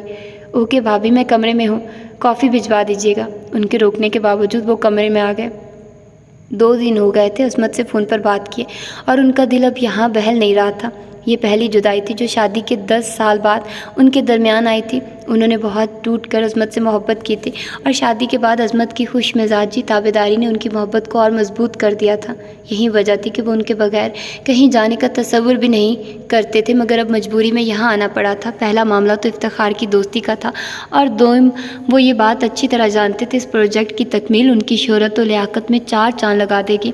ابھی وہ اپنے ملک کے مشہور بلڈرز میں شمار ہوتے تھے۔ 1 ماہ کا عرصہ گزر گیا تھا، عمارت کا آدھا کام ہو چکا تھا اور آدھا کام تکمیل کے مراحل میں تھا۔ اس لڑکی کیتھرین سے 2-3 مرتبہ سامنا ہوا تھا۔ اس کے بارے میں معلوم ہوا وہ یتیم لڑکی تھی، ڈیوڈ پلازا میں تنہا رہتی تھی۔ جو قریبی واقع تھا وہ عیسائی تھی، ایک مسلمان فیملی کے ساتھ تعلقات اور اپنی دوست مسلمان لڑکی کے ساتھ رہ کر اسے مذہب اسلام سے محبت و انسیت اور عقیدت ہو گئی تھی۔ اس نے چپکے چپکے اسلام سے متعلق بہت سارا لٹریچر پڑھا، سمجھا، اور اس کے اندر ہدایت ایمان کی بجھی ہوئی شمع دھیمے دھیمے سلگنے لگے۔ وہ آہستہ آہستہ اسلام کے پرنور، ایمان افروز، حیات بخش اجالوں کی طرف بڑھنے لگی۔ ایمان کا نور اس کے اندر پھیلنے لگا، عیسائیت کا شرک و کفر کا اندھیرا چھٹنے لگا۔ اس مہربان فیملی کی مدد سے بہت رازداری و خاموشی سے وہاں کی اسلامک اکیڈمی کے نگراں کی موجودگی میں مسجد کے امام سے کلمہ پڑھ کر مسلمان ہو گئی۔ اپنے حقیقی رب کے آگے سجدہ شکر ادا کرتے وقت اس کا دامن آنسوؤں سے بھیگ گیا۔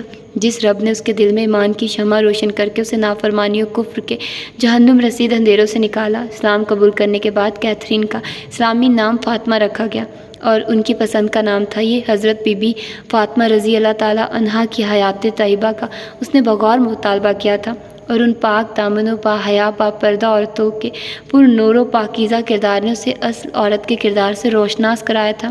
اسکرٹ اور جینز پہننا اس نے عرصے سے چھوڑ رکھی تھی، اور اب تو وہ مکمل طور پر شلوار قمیض پر فل دوپٹہ اوڑھتی تھی۔ وہ فیملی جو افتخار کی سسرال تھی وہ وہاں سے ڈنمارک شفٹ ہو گئی تھی، اور فاطمہ مسز افتخار کے پاس قرآن کریم کا سبق لینے گئی، اور یہ کام بالکل تنہائی میں کرتی تھی۔ اس کے مسلمان ہونے کی خبر اس کے کسی رشتہ دار یا پڑوسیوں کو نہیں ہوئی تھی۔ اسے معلوم تھا اس کے ہم مذہب یہ بات کبھی برداشت نہیں کریں گے، کیونکہ بہت سرت سے یہاں کی کچھ مذہبی جنونی تنظیمیں اپنے پروپیگنڈے سے لوگوں کو دولت و آسائش کی چمک دکھا کر عیسائیت قبول کرنے پر راضی کرتی تھی۔ یہودی و عیسائی کسی دوسرے مذہب کے اتنے دشمن نہیں ہیں جتنے اسلام اور مسلمانوں کے دشمن ہیں، یہ بات کسی سے ڈھکی چھپی نہیں۔ افتخار صاحب اپنی مسز کے ساتھ پارٹی میں گئے ہوئے تھے۔ روہیل بہت مسرور و شگفتہ موڈ میں سوٹ کیس میں سامان اور گفٹس پیک کرنے میں مصروف تھے۔ ان کا کام مکمل ہو چکا تھا۔ کل لارڈ رچرڈ نے عمارت کی تعمیر کے سلسلے میں پارٹی بھی دی تھی، اور انہیں بھی خصوصی ایوارڈ سے نوازا تھا کہ عمارت بالکل ان کی مرضی اور پسند کے مطابق تعمیر ہوئی تھی۔ پارٹی سے واپسی پر انہوں نے پاکستان جانے والی فرسٹ فلائٹ کے ٹکٹ کے لیے کوشش کی، مگر بہت کوشش کے بعد 1 ہفتے کے بعد کا ٹکٹ ملا۔ کچھ دیر جھنجھلانے کے بعد دوبارہ سب کے لیے شاپنگ شروع کر دی، اور کچھ نہ کچھ افتخار کی بیوی اور 7 سالہ بیٹے شاہ رخ کے لیے بھی گفٹ خرید لیا۔ سامان پیک کرنے کے بعد انہوں نے سوٹ کیس سائڈ میں رکھ دیا اور وال کلاک کی طرف دیکھا۔ رات کے 11:30 بج رہے تھے۔ بارش باہر زور و شور سے ہو رہی تھی۔ سردی کا موسم تھا، دسمبر کا لاسٹ ویک چل رہا تھا۔ سردی اپنے عروج پر تھی، مگر گیس سینٹری ہاٹ ہیٹرز آن ہونے کے باعث گرم رہتا تھا۔ گھر سے باہر نکلتے ہی باوجود گرم اونی کپڑوں کے دانت بجنے لگتے تھے۔ اس نے کافی بنانے کے ارادے سے کچن کی طرف قدم بڑھائے تھے کہ ایک دم ہی کسی نے باہر زور زور سے دروازہ پیٹنا شروع کر دیا۔ انہوں نے چونک کر دروازے کی طرف دیکھا۔ کال بیل کی موجودگی میں ایسی حرکت یہاں کے معاشرے میں غیر مہذب سمجھی جاتی تھی۔ دروازہ پھر پہلے سے بہت زیادہ تیزی سے بجا۔ انہوں نے آگے بڑھ کر دروازہ کھول دیا۔ پلیز دروازہ لاک کر لیں، بے ترتیب حلیے میں پریشان حال فاطمہ اندر آ کر اسے خوفزدگی سے تیز لہجے میں بولی۔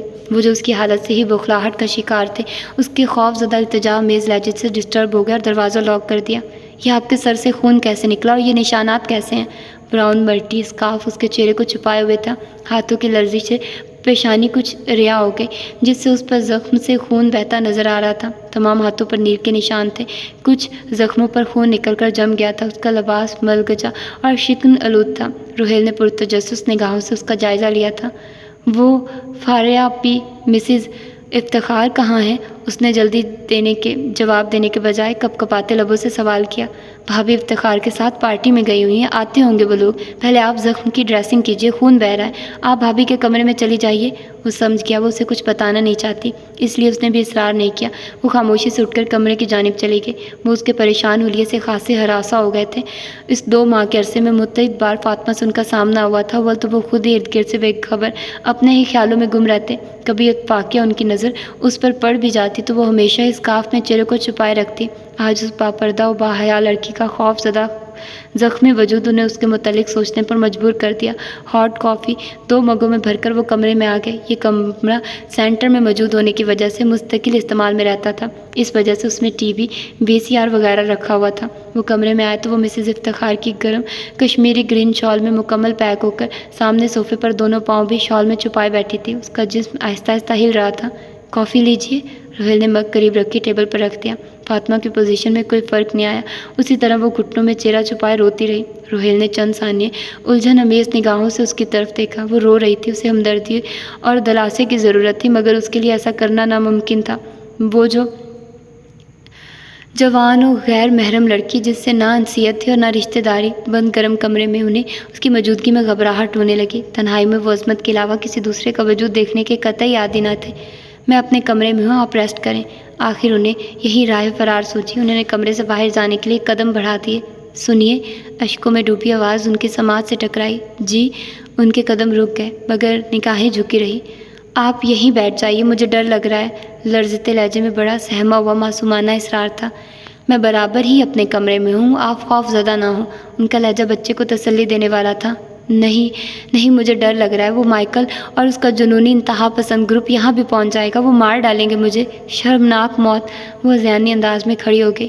یہاں کوئی نہیں آئے گا، آپ اطمینان رکھیں پلیز۔ روہیل کپ ٹیبل پر رکھ کر صوفے پر بیٹھ گئے۔ جب سے میں نے اپنے حقیقی رب کو پہچانا ہے، مجھے موت سے خوف نہیں آتا۔ میں نے ایک حدیث کی کتاب میں پڑھا تھا، موت مومن کے لیے راحت اور کافر کے لیے عذاب ہے، مگر جیسی موت مائیکل اور اس کے ساتھی دینا چاہتے وہ مجھے قطعی منظور نہیں۔ وہ سسکیوں کے دوران دھیمے لہجے میں بول رہی تھی۔ پہلے تھوڑا پانی پیجیے۔ روہیل نے شیشے کا پانی سے بھرا گلاس آگے بڑھایا۔ اس نے پانی پی کر گلاس سائڈ میں رکھا اور کافی کا مگ اٹھا لیا۔ مائیکل کون ہے؟ آپ اس سے اتنی خوف زدہ کیوں ہیں؟ روہیل سنجیدگی سے گویا ہوا۔ میرے اپارٹمنٹ کے 2nd فلور پر وہ رہتا ہے۔ اس کی کمپنی بہت خراب رہی ہے، تمام معیوب اور غیر اخلاقی حرکتیں اس میں بدرجہ یتم موجود ہیں۔ میرا MBA کا لاسٹ ایئر چل رہا تھا جب اس سے اچانک میری مٹ بھیڑ اپارٹمنٹ جانے کے لیے لفٹ میں ہوئی۔ اس نے جب سے مجھے تنگ کرنا شروع کر دیا۔ میں اگر فاریہ بھابی کی فیملی کے ساتھ اٹیچ نہ ہوتی تو شاید بہک جاتی یا اس کا پرپوزل قبول کر لیتی، مگر اس وقت تک میری روح میں ایمان کی کرنیں پھوٹ نکلی تھی۔ عظمت و شرافت کے معنی مجھ پر عیاں ہو چکے تھے۔ میں نے اس کا پرپوزل ریجیکٹ کر دیا تھا، مگر اس پر کوئی اثر نہیں ہوا۔ اس نے کہہ دیا تھا وہ کوشش کبھی ترک نہیں کرے گا۔ پھر اس نے مختلف طریقوں سے مجھے ہرٹ کرنا شروع کر دیا تھا، یہاں تک کہ مجھے اپنی ایجوکیشن بھی چھوڑنی پڑی اور میں اپنے اپارٹمنٹ تک ہی محدود ہو گئی۔ فاریہ آپی کی فیملی سے میں نے اس معاملے کا ذکر نہیں کیا، اور ان کے بڑے بھائی بہت جذباتی و غیرت مند ہیں، مجھے بہنوں کی طرح ہی سمجھتے ہیں۔ مائیکل کی تمام خواصوں سے میں واقف تھی، اور شاید انہیں معلوم ہو بھی جاتا اگر ان کی فیملی واشنگٹن شفٹ نہ ہو جاتی۔ گزشتہ 1 ماہ سے مائیکل یہاں موجود نہ تھا، اور میرے اسلام قبول کرنے کی خبر نامعلوم اسے کس طرح ہو گئی، جو وہ کل آتے ہی میرے فلیٹ میں نامعلوم کس طرح لاک کھول کر گھس آیا، اور میں اس وقت عصر کی نماز ادا کرنے کے بعد جا نماز طے کر کے رکھ رہی تھی۔ اس کی اس طرح بلا اجازت آمد اور غضبناک دھاڑ نے میرے اوسان خطا کر دیے۔ وہ جو میرے پاس تصدیق کے لیے آیا تھا، گویا مجھے اس نے رنگے ہاتھوں پکڑ لیا تھا۔ میں نے اسے دیکھ کر جانماز تیزی سے کپ بورڈ میں رکھ دی۔ مجھے ڈیوڈ نے بتایا کہ کیتھرین اپنے مذہب سے باغی ہو کر بے دین ہو گئی ہے، تو مجھے یقین نہیں آیا تھا۔ ڈیوڈ کو تو میں نے بخشا نہیں ہے، میں یہ دیکھنے آیا تھا کہ ملنے والی انفارمیشن درست ہے یا غلط، کیونکہ مجھے آج ہی معلوم ہوا کہ یہاں مسلم فیملی سے تمہارے تعلقات بہت زیادہ گہرے ہیں، مگر ان کی قسمت اچھی تھی کہ پہلے ہی چلے گئے۔ اس نے میرے بال اس بے رحمی سے ہاتھ سے جکڑے کہ میرے سر سے دوپٹہ کھسک گیا۔ میں بے دین ہرگز نہیں ہوں، بلکہ اپنے معبود کو، اپنی روح کو، اپنے دین کو میں نے اب پہچانا ہے۔ اس سے قبل میں بے دین تھی، گمراہ تھی اور شرک کرنے والوں میں سے تھی۔ اپنے مذہب کے خلاف بولتی ہے؟ مائیکل نے میرے بال زور سے کھینچے اور تھپڑ مارتا ہوا وحشیانہ انداز میں یہی جملے بولتا رہا۔ ہاں میں بولوں گی، تم تو کیا، مجھے کوئی بھی نہیں روک سکتا۔ ہاں میں نے اسلام قبول کیا، اور تمہارے سامنے بھی اقرار کرتی ہوں، لا الہ الا اللہ محمد الرسول اللہ، کوئی معبود نہیں اللہ کے سوا، حضرت محمد صلی اللہ علیہ وآلہ وسلم اللہ کے رسول ہیں۔ سمجھے؟ وہ معبود برحق یکتا ہے، تنہا ہے، نہ اس کی کوئی ماں ہے، نہ باپ، نہ بیٹی ہے، نہ بیٹا۔ سمجھے تم؟ اس کے ساتھ صرف ایک رشتہ جوڑا ہوا ہے، وہ ہے صرف اس کے بندوں کا، خالق و مخلوق کا رشتہ۔ اس کے علاوہ جو رشتہ اس سے جوڑا جاتا ہے وہ شرک کہلاتا ہے، اور اس سے بڑا گناہ اسلام میں کوئی دوسرا نہیں ہے۔ میرے اندر جیسے کوئی ایمان کامل بصیرت افروز روح اس وقت حلول کر گئی تھی، یا راہ حق کو پا لینے کے سبب صادق دین کی طاقتور شعاعیں نے میرے لہجے، میرے انداز میں اس قدر بے خوفی اور ہمت مجتمع کر دی تھی کہ میں اس ظالم و جابر شخص کے ڈر اور خوف سے نکل آئی تھی، اور وہ جو میرے اس نڈر و دلیر روپ کو دیکھ کر سکتے کی کیفیت میں مبتلا ہو گیا تھا، میرے خاموش ہوتے لاتوں مکوں تھپڑوں کی جیسے اس نے بارش کر دی۔ اوہ، کیا اس ہنگامے کی آواز آس پاس نہیں پہنچی؟ روہیل ہونٹ بھینچتا ہوا بولا۔ یہ آزاد معاشرہ ہے، بے حسی و بے مروتی یہاں کے مزاج میں شامل ہے۔ یہاں لوگ کتوں بلیوں پر وقت، پیسہ اور خلوص نشاور کرتے ہیں، مگر انسانوں سے محبت و پیار یہاں کے رواجوں میں شامل نہیں۔ مائیکل جب مار پیٹ کر تھک گیا اور میں اپنے تمام جسم پر زخموں اور نیلوں کے باوجود اپنے دین سے ہٹنے کو تیار نہ ہوئی تو وہ مجھے کرسی پر رسیوں سے باندھ کر چلا گیا اور وارننگ دے گیا کہ میں کل تک اپنے سابقہ دین پر آ جاؤں، ورنہ چند لمحے وہ رک کر سانس درست کرنے لگی۔ ساری رات آپ اسی طرح رسیوں سے بندھی بیٹھی رہی؟ روہیل کے لہجے میں حیرانی بھی تھی، افسوس و تکلیف امیز انداز بھی کہ ایک معصوم سی نازک لڑکی دین کی خاطر تنہا کتنی صعوبتوں سے گزری۔ ان کے دل میں اس کے لیے ایک دم ہی ہمدردی و احترام امڑ پڑا۔ کل رات کے علاوہ آج سارا دن بھی میں نے بہت کوشش کی کہ کسی طرح رسیاں کھل جائیں، مگر میں اپنے مقصد میں کامیاب نہ ہو سکی۔ اب 11 بجے وہ آیا۔ اس کے ہمراہ اس کے بد فطرت و گھٹیا مزاج دوست بھی تھے۔ اس نے آتے کے ساتھ ہی پوچھا کہ میں نے کیا فیصلہ کیا ہے۔ میں نے کوئی جواب نہیں دیا۔ ان سب کی نگاہوں سے جھانکتی شیطانیت نے میرے اندر نفرت کا لاوا کھول دیا تھا۔ اس کے بار بار پوچھنے پر بھی میں خاموش رہی تو وہ غصے سے پاگل ہو گیا۔ اس نے اپنے دوستوں کو کہا کہ وہ اندر جائیں، وہ مجھے لے کر اندر آ رہا ہے۔ اس کے دوست بےہودگی سے ہنستے ہوئے اندر کمرے میں چلے گئے۔ مائیکل کچھ دور کھڑا کینہ توز نظروں سے مجھے دیکھنے لگا۔ اندر کمرے میں فاسٹ میوزک کی تیز آواز نکل کر پورے اپارٹمنٹ میں پھیل گئی۔ ان کے ساتھ ان کی بری طرح ہاؤ ہو اور چیخوں کی آوازیں بھی شامل تھیں۔ اب بھی اپنا فیصلہ بدل لے کیتھی، ورنہ سوچ لے اتنے سارے وحشی لڑکوں میں کیا بنے گا تیرا۔ مائیکل قریب آ کر خطرناک لہجے میں بولا، میرا نام فاطمہ ہے۔ مر گئی کیتھی، دیکھنا ابھی تم اپنا انجام، تمہارا وہ حشر کریں گے کہ تم موت مانگو گی، مگر موت بھی تمہارے قریب آنے سے ڈرے گی، زندگی بھی تمہیں پناہ نہ دے سکے گی۔ مائیکل وحشتوں کی طرح جیکٹ سے چاقو نکال کر رسیاں کاٹ رہا تھا۔ اس کے چہرے پر صفاقی اور درندگی کے رنگ تھے۔ اس بری طرح رسیوں پر چاقو چلانے سے کئی زخم میرے ہاتھوں، پیروں اور جسم پر آئے تھے جن سے خون رسنے لگا تھا، مگر میں برداشت اور ضبط کا پہاڑ بنی اللہ سے اپنی عزت کی سلامتی اور یہاں سے عافیت کے ساتھ نکل بھاگنے کی دعا مانگ رہی تھی۔ رسیاں کٹنے کے بعد مائیکل نے مجھے گھسیٹ کر اندر لے جانے کے لیے ہاتھ بڑھایا ہی تھا کہ نامعلوم کیسے اس وقت میرے خوف سے کانپتے بدن میں اندیکھی قوت پیدا ہو گئی۔ میں نے اچانک ہی رسی اٹھا کر مائیکل کے چہرے پر پوری طاقت سے ماری۔ مائیکل کے لیے یہ بات بالکل غیر متوقع تھی۔ وہ چیختا ہوا دور ہٹا۔ میں نے دوبارہ مارنے کے بعد تیسری مرتبہ ہاتھ گھمایا ہی تھا کہ اس نے غصے سے دھاڑتے ہوئے مجھے زوردار دھکا دیا اور میں توازن برقرار نہ رکھ سکی۔ گرتے ہوئے میرا سر ٹیبل کے کارنر سے ٹکرایا۔ ایک لمحے کو تو مجھے شدید تکلیف میں اندھیرا چھایا ہوا نظر آیا، مگر میں فوراً ہی اٹھنا چاہ رہی تھی کہ مائیکل میرے نزدیک آ گیا۔ میں نے تیزی سے اس کی ٹانگ پکڑ کر کھینچ لی۔ وہ سر کے بل گرا اور کارنر پر رکھا پتھر کا لیمپ اس کے سر پر گرا۔ وہ فوری اٹھ نہ سکا تھا۔ اندر فاسٹ میوزک کے ساتھ ملی ہوئی ان وحشیوں کی آواز کی وجہ سے وہاں ہونے والی کارروائی کی آواز ان تک پہنچی نہیں تھی۔ اللہ کو میری مدد اسی طرح کرنی تھی۔ مائیکل کو گرتے دیکھ کر میں تیزی سے گیٹ کی طرف بھاگی اور پھر میں نے پیچھے مڑ کر نہیں دیکھا۔ میں سیدھی یہاں چلی آئی کیونکہ مائیکل میرے اس ٹھکانے سے قطعی واقف نہیں ہے، مگر میں جانتی ہوں وہ بہت خبیث روح ہے، بہت اثر و رسوخ رکھتا ہے وہ۔ میں زیادہ دیر تک اس کی نگاہوں سے چھپ کر نہیں رہ سکتی۔ کیا ہوگا میرا؟ وہ ایک مرتبہ پھر رونے لگی۔ روئے نہیں آپ، اللہ تعالیٰ نے جب آپ کی اتنی مدد کی ہے تو انشاءاللہ اور بھی کریں گے۔ روہیل اسے تسلی دیتا رہا۔ اس کی جانب سے کچھ متفکر وہ بھی ہو گیا تھا۔ اس کی جد و جہد اور عصمت کی حفاظت کی فکر، اسلام سے محبت اور مضبوط کردار نے اسے اس کے متعلق بہت کچھ سوچنے پر مائل کر دیا تھا۔ وہ نرم و ہمدرد مزاج رکھتا تھا، اعلیٰ و بہترین ماحول کا پروردہ تھا جہاں دنیا کی تعلیم کے ساتھ دینی تعلیم و تربیت پر مکمل توجہ دی گئی تھی۔ عورت کے رشتے کا پروقار تقدس اور احترام اس کے دل میں تھا۔ اماں جان کی تربیت ان کے خون میں شامل ہو کر رگ رگ میں دوڑ رہی تھی۔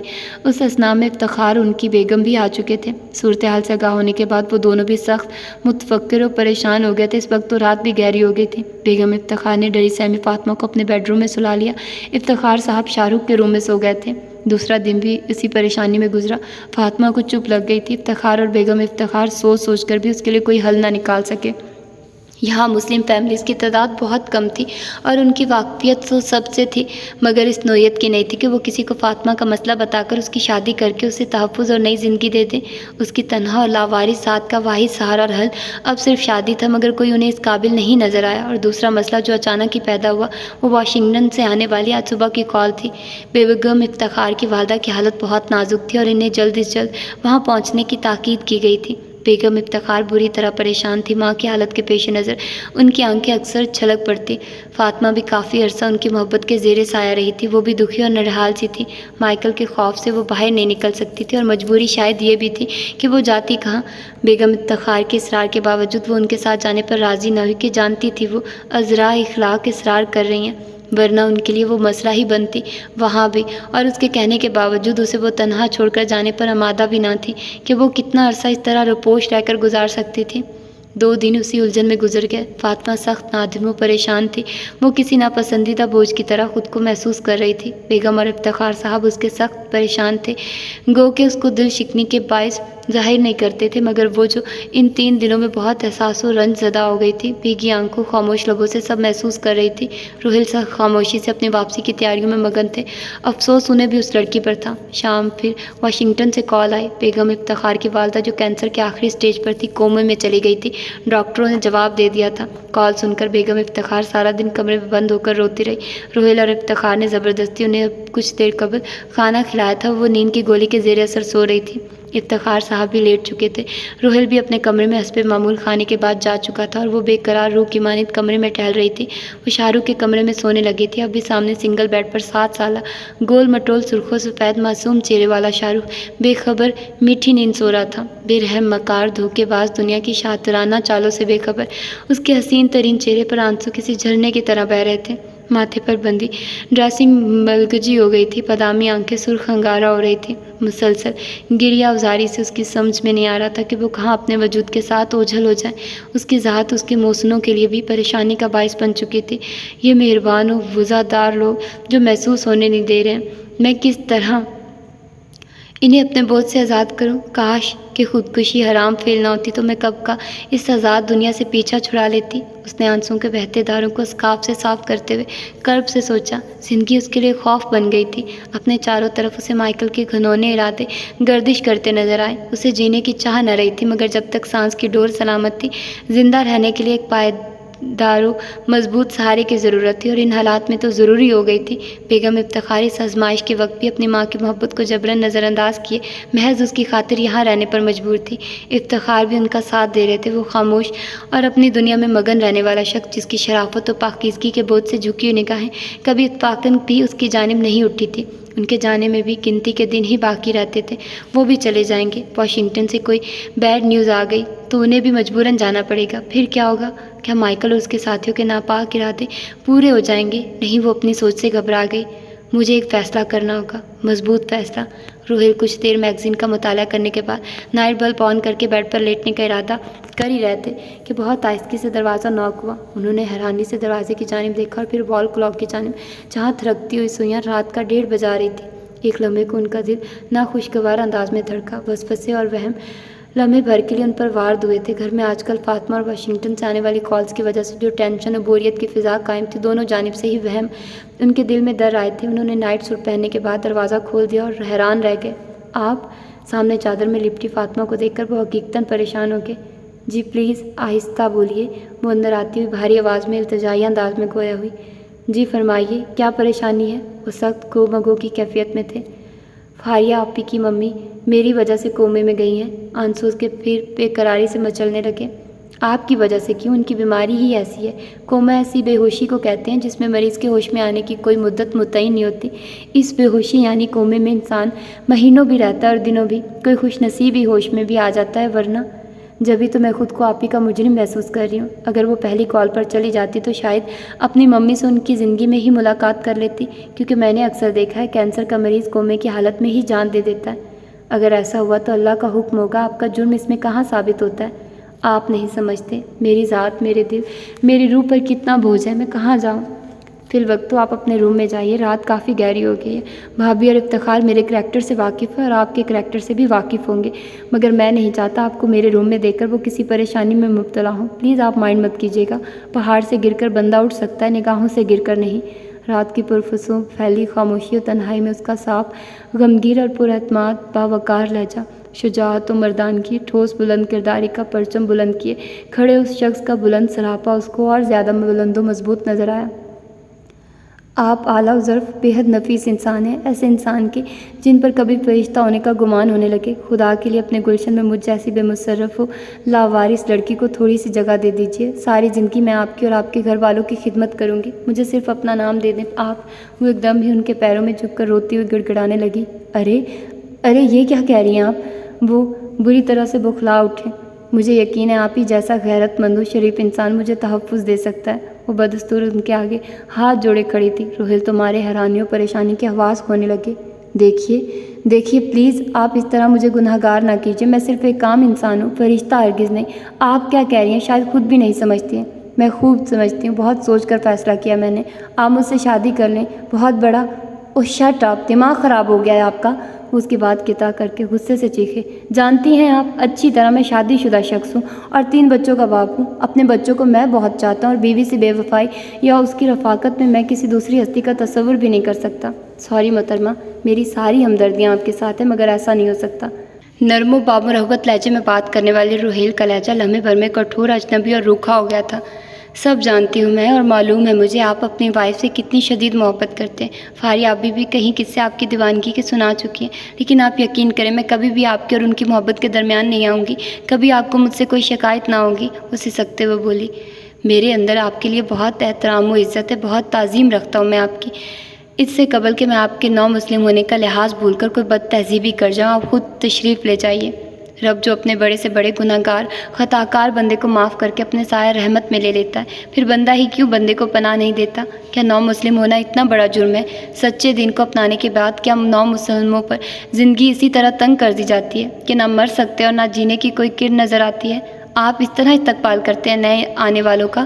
مجھے اپنے دین سے بھی محبت ہے اور اپنے دیندار لوگوں سے بھی، بلکہ نو مسلموں کا احترام ہمارے ہاں بہت زیادہ کیا جاتا ہے، مگر آپ غلط مقصد لے رہی ہیں۔ نہیں، آپ سے زیادہ اپنے مذہب سے محبت و حفاظت کرنے والا وہ بدنام مائیکل ہے جو ہر برا کام کرتا ہے، اور حد تو یہ کہ اب تو وہ چرچ کی شکل تک نہیں دیکھتا، مگر ایسے شخص کے دل میں بھی اپنے مذہب سے محبت موجود ہے جو میرے اسلام قبول کرنے کی پاداش میں حیوان بن گیا، اور آپ دین و آخرت کو بھلائے دنیا کو سینے سے لگائے بیٹھے ہیں۔ کیسے مسلمان ہیں آپ؟ میری عصمت، میری زندگی بچانے کی خاطر آپ ذرا سی قربانی نہیں دے سکتے، جبکہ میرا کوئی مطالبہ بھی نہیں ہے۔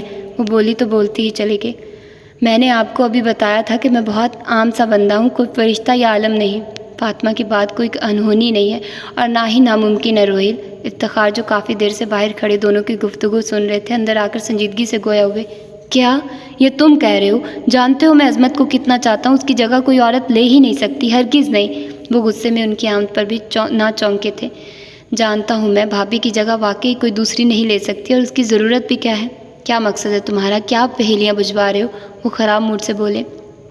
تم فاطمہ بہن سے محض مذہب سے محبت یا دین کی پاسداری کی خاطر شادی کر لو، یقین مانو تم سرخرو ہو جاؤ گے، فاطمہ کی نگاہوں میں بھی اور آخرت میں بھی تمہیں اس کا اجر مل گا۔ تمہارا دماغ خراب ہو گیا افتخار، شادی کو مذاق نہیں ہوتی۔ جو ٹینشن ہے گھر میں اس سے تم اچھی طرح واقف ہو۔ تم پاکستان چلے جاؤ گے، ہم واشنگٹن چلے جائیں گے، پھر فاطمہ کا کیا ہوگا؟ کیا تمہارا ضمیر، تمہارا ایمان یہ گوارا کرے گا؟ فاطمہ محض مسلمان ہونے کی پاداش میں اس شیطان مائیکل اور اس کے چیلوں کے انتقام کا نشانہ بنے؟ کیا ایک مسلمان با حیا و با پردہ لڑکی کی عصمت تم یوں تار تار ہوتے طاغوتی قوتوں کے ہاتھوں دیکھ سکتے ہو؟ وہ بڑے جوش و جذبے میں بول رہے تھے۔ تم خود ہی کیوں نہیں اس چادر کے محافظ بن جاتے؟ وہ طنزیہ لہجے میں بولے۔ خدا کی قسم روہیل، اگر فاطمہ کو دل سے میں بہن تسلیم نہیں کر لیتا تو میں تمہاری اتنی باتیں ہرگز نہیں سنتا۔ وہ سر جھکائے کھڑی فاطمہ کے سر پر ہاتھ رکھ کر دھیمے لہجے میں بولے۔ فاطمہ روتے ہوئے کمرے سے نکل گئی۔ افتخار وہیں بیٹھ کر انہیں سمجھانے لگے کہ وہ یہ نیک کام کر ڈالے، گھر جا کر موقع دے کر ساری حقیقت اماں جان کو بتا دینا۔ اماں جان جو نماز روزے کی پابند، دین سے بے پناہ محبت کرنے والی خاتون ہے، وہ خوشی سے اس کے اس فیصلے کو سراہیں گی۔ عظمت کیسے یہ شوق برداشت کرے گی؟ کیسی قیامت گزرے گی اس پر؟ نہیں، میں اسے دکھ نہیں دے سکتا۔ دونوں ہاتھوں میں سر تھامے ان کی حالت سخت اضطرابی تھی۔ بھابھی کو کچھ نہیں بتانا، ویسے بھی تم یہ کام نیکی کی خاطر کرو گے۔ افتخار کے دلائل، گھر کی ٹینشن اور فاطمہ کی بے بسی و لاچاری، بہتے آنسو اس وقت اسے اس کے ضمیر کو جھنجھوڑ سے گئے تھے اور اس نے رضامندی دے دی۔ دوسرے دن بہت سادگی و خاموشی سے فاطمہ روحیل بن کر اس کے بیڈ روم میں موجود تھی۔ بیڈ روم بالکل سادہ تھا، صرف پھولوں کے 2 ہار کی وہاں موجودگی اس بات کی گواہ تھی کہ 2 شخص آج ایک بندھن میں بندھے۔ مسز افتخار نے زبردستی اپنا سلک کا پنک شلوار سوٹ اسے پہنایا تھا، جس کی شرٹ اور دوپٹے پر نازک سا فینسی کام ہوا تھا۔ کانوں اور گلے میں گولڈ کا ہلکا سیٹ تھا۔ چہرہ اس کا بالکل سادہ تھا، صرف لبوں پر پنک لپسٹک بہار دے رہی تھی۔ وہ صوفے پر سر جھکائے بیٹھی، کبھی ہونٹ دانتوں سے کچلنے لگتی، کبھی انگلیاں ہاتھوں کی دیکھنے لگتی۔ وہ جو پہلے ہی اجنبی تھا تو اس کی جانب نگاہ بھی نہ اٹھتی تھی، آج وہ اس کا ہو گیا تو رشتہ لگتے ہی احساسات بھی بدلنے لگے۔ جن حالات کے تحت یہ رشتہ مجبوراً استوار کیا گیا تھا، خوبصورت جذبوں اور مہکتے احساسات کو تو وجود ہی نہ تھا، مگر وہ لڑکی تھی، محبت و جذبات کی مٹی سے بنی، ہر سانچے میں ڈھل جانے والی لڑکی۔ اس کے دل میں معمول سی خوشگوار پھوار سی گرنے لگی تھی۔ حقیقت حال تلخ صحیح، مگر یہ احساس بہت چاند فضا تھا کہ اسے باعزت و باوقار زندگی جینے کا سہارا مل گیا تھا۔ اسے دانستہ اگنور کیے روہیل کمرے میں بلا مقصد ہی سامان سوٹ کیسز میں ادھر ادھر کرتے رہے، پھر کھڑکی کھول کر باہر اندھیرے میں کچھ نادیدہ چیز دیکھنے لگے۔ ان کا ذہن ریشم کے نازک دھاگے کی طرح الجھ گیا تھا۔ ان کے ذہن میں ایک ہی سوال تھا کہ جو کچھ انہوں نے کیا ہے کیا وہ درست ہے؟ ایک زندگی ان سے وابستہ ہو چکی تھی، ایک حیات کو انہوں نے اپنا نام دیا تھا، مگر اپنے دل میں اسے جگہ نہ دے پائے تھے۔ مگر ایسا کب تک ممکن تھا؟ سنیے، لرزتی وہ کمزور آواز جو اس کے قریب ہی گونجی تھی۔ انہوں نے چونک کر اپنے قریب کھڑی فاطمہ کو دیکھا جو ان کی جانب سے رخ پھیرے کھڑی تھی۔ اس کا جسم آہستگی سے لرز رہا تھا۔ آپ پریشان مت ہو، میں آپ سے کوئی فرمائش نہیں کروں گی، کوئی خواہش نہیں ہوگی میری۔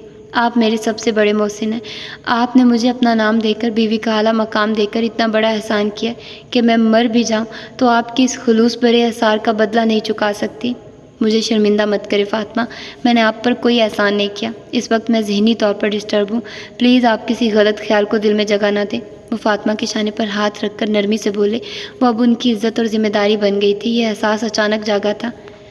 میں جانتی ہوں آپ عصمت سے بے انتہا پیار کرتے ہیں، اور یقین جانیے میں آپ دونوں کے درمیان کبھی بھی حائل نہیں ہوں گی۔ وہ یکدمی رخ اس کی طرف کر کے شانے پر رکھا، ان کا ہاتھ اپنے نازک خوبصورت ہاتھوں میں لے کر بھیگے لہجے میں گویا ہوئی۔ سرخ گلاب ایسے چہرے پر آنسو ایسے چمک رہے تھے جیسے بارش میں گلاب پر پانی کے قطرے ہیروں کی مانی چمکتے ہیں۔ بھرے بھرے گلابی ہونٹوں کی دھیمی لرزش بڑی قاتل تھی، بھیگی بھیگی لبیں، لمبی پلکیں، حسین بادامی آنکھوں کا فسو بہت سحرانہ تھا۔ انہوں نے بڑی سرت سے نگاہیں چرائی تھیں، مگر حجاب بھی جب تک اجتناب بنتا ہے، جب تک اسے کوئی آنچل پوشیدہ رکھتا ہے، مگر جہاں یہ حد ختم ہو جائے، رشتے کو اختیار کا حق مل جائے، تو منہ زور جذبوں کو راہ مل جاتی ہے۔ عظمت کی رفاقت کو ترسے مرد نے آخرکار اس کے نام محفوظ کیے گئے حقوق فاطمہ کی جھولی میں منتقل کر دیے۔ 4 دن فاطمہ کی سنگت میں تیزی سے گزرے تھے۔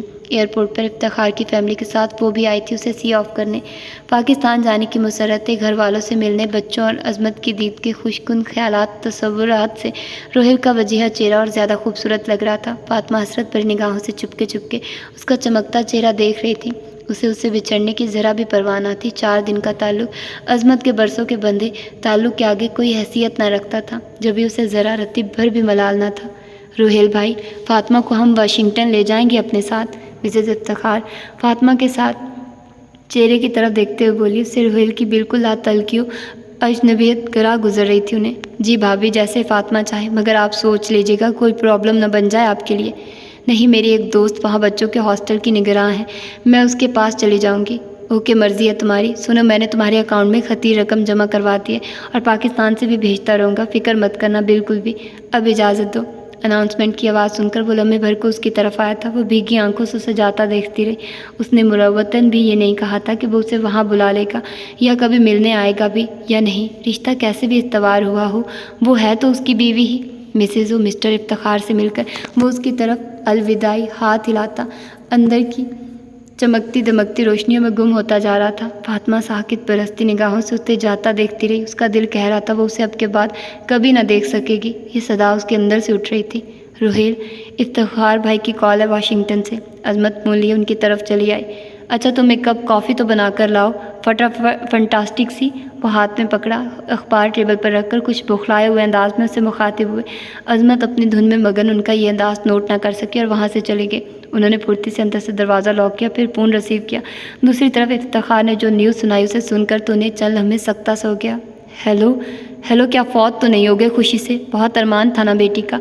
अल्लाह ने बहुत खूबसूरत और चांद जैसी बेटी दी है तुम्हें। मैं अस्पताल के करीब से ही फ़ोन कर रहा हूँ। फातिमा कैसी है? कितना अजनबी लग रहा है तुम्हारे मुंह से ये जुमला। यहाँ से जाने के बाद तो तुमने पढ़कर उस बेचारी का हाल ही नहीं मालूम किया। पूरे 10 माह बाद आज पूछ रहे हो। मेरी मजबूरी समझते हो अम्मा जान से इस मौजू पर बात करने की हिम्मत इस अरसे में भी नहीं कर पाया हूँ, और अजमत से तो सारी ज़िंदगी नहीं कर पाऊँगा। जिस तरह बीवी को महरूमी और इंतज़ार की अजियत में मुब्तला किया, क्या ये सज़ा बेटी को भी दोगे? मैंने पहले कहा था मैं इतना बहादुर और जुर्रतमंद नहीं हूँ इफ्तिखार। सुनो, फातिमा बहुत कमज़ोर हो गई है। कम अज़ कम एक बार आकर उसे बेटी की मुबारकबाद तो दे जाओ। पहले मैं अम्मा जान से बात करूँगा, फिर फातिमा और अपनी बेटी को यहीं ले आऊँगा। ओके, खुदा हाफिज़। बेटी की हयात बख्श खुशखबरी ने उनके अंदर नए जज्बे और वलवले पैदा कर दिए थे। वो जो अमेरिका से आकर फातिमा को किसी ख्वाब की तरह भुला चुका था, आज अपनी बेटी की मोहब्बत में पहली बार उसे उसके वजूद का एहसास भी जागा था, और अपने आप पर शर्मिंदगी भी महसूस हुई थी कि उसने कितना गिरा हुआ आदमी होने का सबूत दिया। अगर इफ्तिखार की फैमिली उसकी केयर न करती तो नामालूम उसका क्या होता। वो अम्मा जान के पास चला आया। इत्फाकन अम्मा अकेली थी, दोनों बड़े भाइयों की फैमिली इस घर में नहीं थी। हस्बे मामूल अम्मा जान ने बहुत गर्मजोशी से उसका इस्तकबाल किया। वो बहनों भाइयों में सबसे छोटे थे। बहन भाइयों के अलावा अम्मा जान के तो बहुत लाडले और चहेते बेटे थे। उनके इशारे पर मुलाजमाएँ बाहर चली गई तो उन्होंने मुनासिब अल्फाज में तमाम बातें अम्मा के आगे दोहरा दी। उनका ख्याल था अम्मा उसके इस फैसले से खुश होंगी, मगर अम्मा जान तो किसी आतिश फिशां की मानिंद फट पड़ी थी। अम्मा जान, फातिमा ने मज़हब कबूल किया है। वो बहुत बाहया व बाकिरदार लड़की है।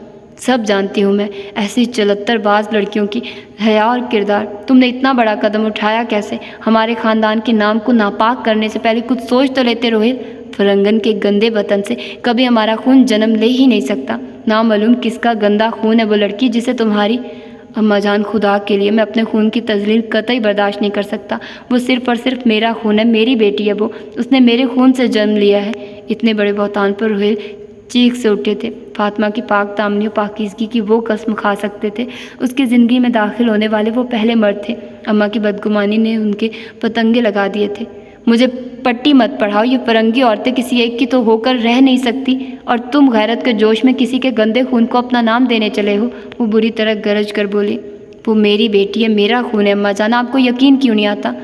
मैं कभी भी उसको अपना खून तस्लीम नहीं कर सकती, समझे तुम? और फ़ौरन उस औरत को तलाक भेजो और भूल जाओ इस किस्से को। हम सिर्फ अजमत की खातिर तुम्हारी इस गलती को माफ़ कर रहे हैं।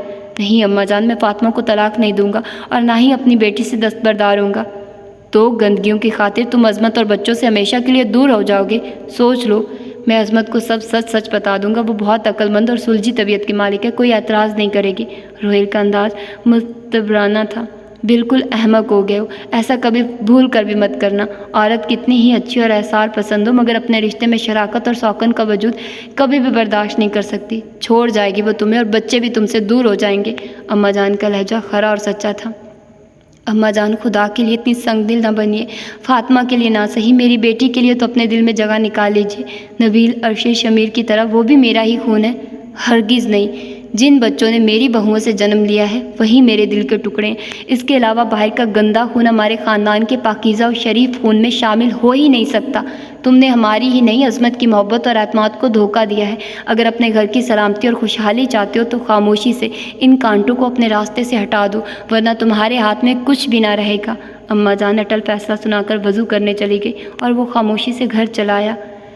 क्या परेशानी है रोहिल? ना आपने डिनर किया, ना ही आप दूध पी रहे हैं। अजमत दूध का गिलास साइड टेबल पर रखकर उनके नज़दीक बैठती और जहद परेशान लहजे में पूछने लगी।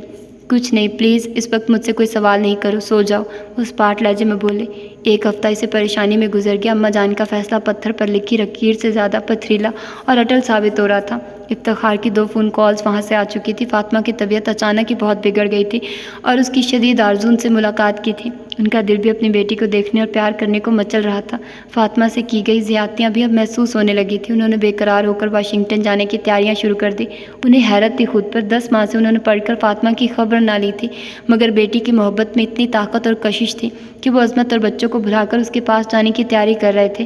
बेटी की मोहब्बत पर वो खुद भी हैरान और खुश थे। उन्हें 2 रोज़ बाद का टिकट मिला था। अजमत को उन्होंने बिजनेस का कहकर टाल दिया था। रवाना होने से 1 रोज़ कबल ही वो मनूस खबर आ गई। افتخار نے کال دی کہ فاطمہ ان کے انتظار میں دنیا ہی چھوڑ گئی۔ انہیں اپنے اندر برف جمتی ہوئی محسوس ہوئی، نگاہوں میں سرخ بھیگے گلاب جیسے دلکش و معصوم چہرے کی اداسیاں ہمیشہ کے لیے جم کر رہ گئی۔ فاطمہ ان کی مجبوری کی بیوی، جس کا ساتھ صرف 4 دن اور 4 راتیں رہا تھا، وہ صابر اور وعدے کی پابند خوددار لڑکی جس نے پہلی رات اقرار کیا تھا وہ کبھی بھی عظمت اور ان کے درمیان حائل نہیں ہوگی۔ اس نے اپنا قول بہت سچائی سے نبھایا تھا، خاموشی سے ان کی امانت انہیں سونپ کر جس طرح اچانک ان کی زندگی میں داخل ہوئی تھی اسی طرح تنہا خاموشی سے نکل بھی گئی تھی۔ فاطمہ کی لحاظ سے لپٹ کر اندر مچلتے ہوئے آنسو انہوں نے فراق دلی سے بہا دیے۔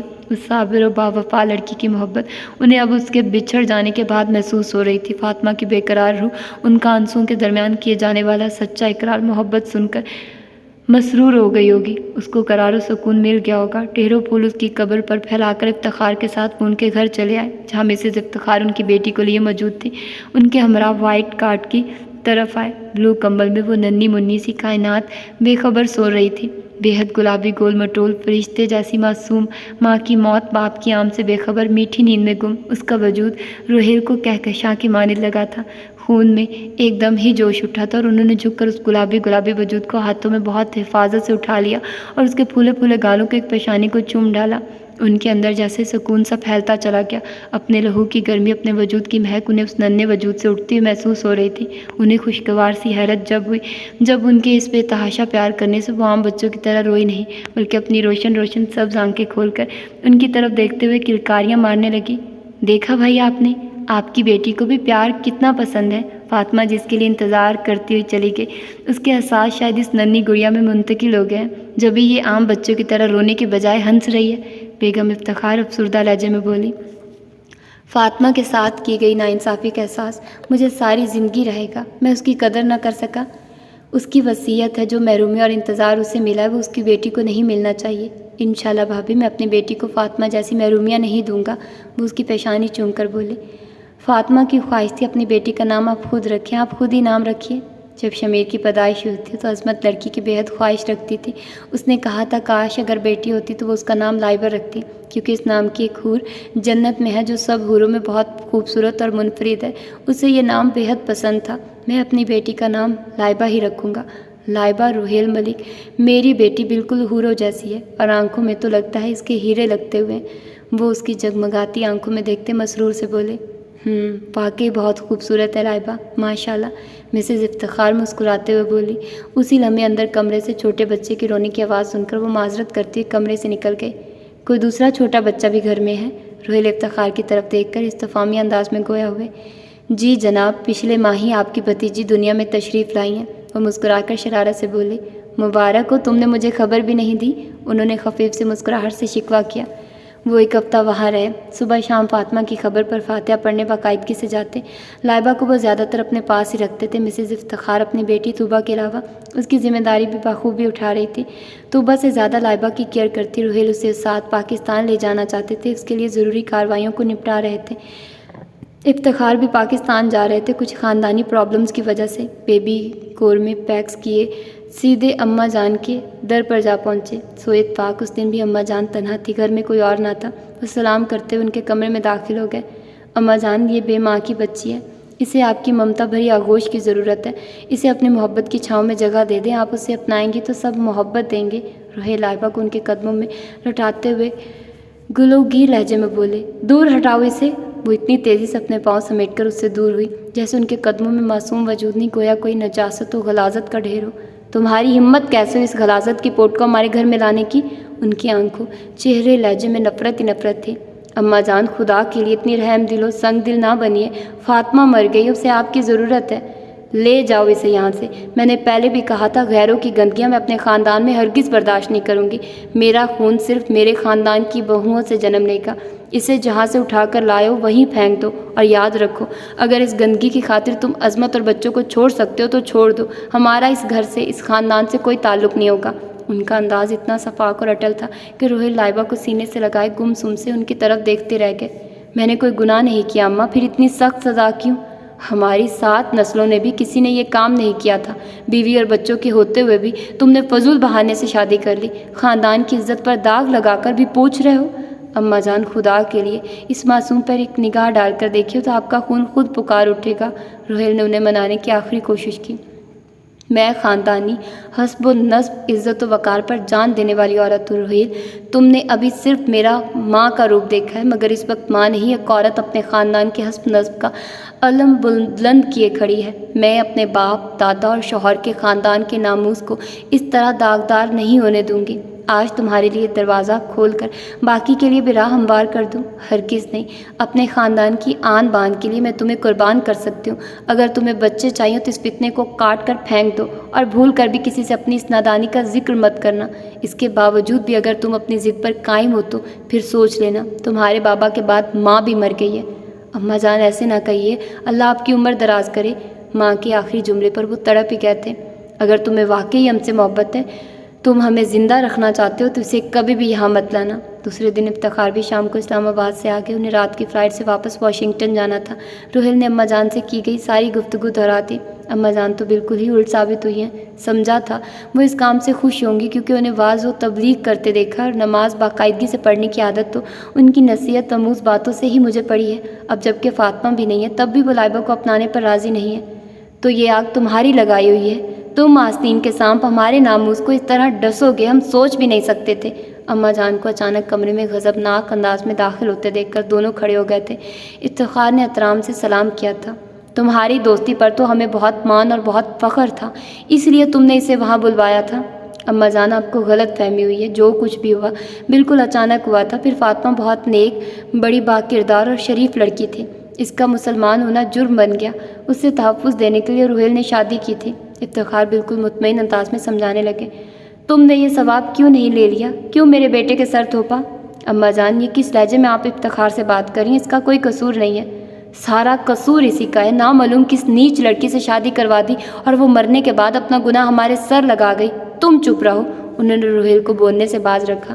آج آخری بار تم اس گھر کی دہلیز پر چڑھے ہو، مگر آئندہ کبھی روہیل سے ملنے کی کوشش مت کرنا۔ ایسے لوگوں کی ضرورت نہیں ہمیں جو ہماری بدنامی کا باعث بنے۔ کل صبح عظمت بچوں کو لے کر آ جائے گی، اور گھر کے باقی افراد بھی آ جائیں گے۔ ان کے آنے سے پہلے اس بچی کا وجود گھر میں نہیں ہونا چاہیے، اور نہ کبھی غلطی سے بھی اس کا نام زبان پر آئے۔ سنگ دلی و صفاقی کی حدود پار کرتی وہ کسی ماں کا نہیں، خاندانی جاہ و جلال، ثروت و عشرت کے غرور میں گھر کسی مغرور و جابر عورت کا ناقابل یقین روپ تھی۔ وہ اپنا شاہی فرمان سنا کر جا چکی تھی۔ افتخار نے بھی ایک اٹل فیصلہ کر لیا۔ سنو روہیل، میں نے اماں جان کی باتوں کا برا نہیں مانا، مگر میں لائبہ کو یہاں چھوڑ کر جا بھی نہیں سکتا۔ میں اسے اپنے ساتھ واشنگٹن لے جا رہا ہوں۔ وہ سنجیدگی سے بولے، لیکن میں اسے خود سے کیسے جدا کروں گا، اور پھر وہاں اس کی کون کیئر کرے گا؟ میں اور فاریہ اسے اپنے بچوں سے بھی زیادہ پیار دیں گے، تم فکر مت کرو۔ مگر یہ کس طرح ممکن ہے؟ بیٹی میری اور تم پرورش کرو گے، جبکہ تم پر اور بھابھی پر 2 بچوں کی ذمہ داری اور بھی ہے۔ 2 چھوٹی بچیوں کو سنبھالنا بہت مشکل ہے افتخار۔ جب دلوں میں محبت زندہ ہو، کوئی کام مشکل نہیں ہوتا۔ فاطمہ کو میں نے حقیقی بہن کی طرح سمجھا تھا، اور آخری وقت میں نے اور فاریہ نے اسے زبان دی تھی کہ اس کی بیٹی کو ہم اس کی کمی محسوس نہیں ہونے دیں گے۔ اور تم دیکھنا، انشاءاللہ شاہ رخ اور طوبہ سے زیادہ پیار ہم لائبہ کو دیں گے، اور یہ تم پر کوئی احسان نہیں ہوگا۔ وہ نرمی سے بولے، مجھے تم پر اعتماد ہے افتخار، مگر میں اپنے دل کا کیا کروں؟ تمہارا جب دل چاہے تم آ کر اپنی بیٹی سے مل لینا۔ اس کی یہاں آمد پر پابندی ہے، تمہارے اس کے پاس آنے کی پابندی ہرگز نہیں ہوگی۔ اگر تم بیٹی کی خاطر سب کچھ چھوڑ بھی دو تو یہ بے وقوفی ہوگی۔ تنہا مرد کبھی بھی اتنی چھوٹی بچی کی پرورش نہیں کر سکتا۔ اوہ، میں کس امتحان میں گرفتار ہو گیا۔ بیٹی کو جدا کرتا ہوں تو لگتا ہے روح جسم سے جدا ہو رہی ہے، اور پاس رکھتا ہوں تو زندگی عذاب بن جاتی ہے۔ میری بیٹی کیسی تقدیر لے کر پیدا ہوئی ہے، ماں جیسا انمول سہارا بھی چھین گیا، باپ زندہ ہوتے ہوئے بھی اسے اپنے پاس نہیں رکھ سکتا۔ کیسا عذاب ہے یہ میرے لیے۔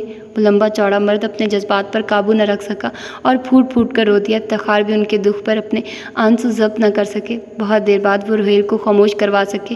افتخار کی فلائٹ کا ٹائم ہو رہا تھا۔ وہ سرخ آنکھوں سے روہیل کو دیکھ رہے تھے، جو لائبہ کو خوب بھینچ بھینچ کر پیار کر رہے تھے۔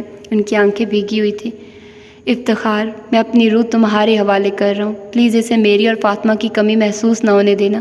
میں آؤں گا، آتا رہوں گا اپنی زندگی سے ملنے کے لیے۔ وہ اس کے ننھے ننھے ہاتھوں کی بند مٹھیاں کھول کر پیار کرتے ہوئے بھرائے ہوئے لہجے میں کہہ رہے تھے، تم اپنا خیال رکھنا، اللہ حافظ۔ لاسٹ اناؤنسمنٹ پر افتخار لائبہ کو گود میں لے کر اندر کی طرف بڑھ گیا، اور وہ بے تابی سے اس ننھے وجود کو اوجھل ہونے تک حسرت سے دیکھتے رہے۔ تو یہ تھی آج کی ایپیسوڈ۔ ہوپ سو کہ آپ لوگوں کو پسند آئی ہوگی، اور یہ بڑی اس لیے تھی کیونکہ میں نہیں چاہتی تھی کہ کسی سنسنی خیز موڑ پر میں چھوڑ دوں۔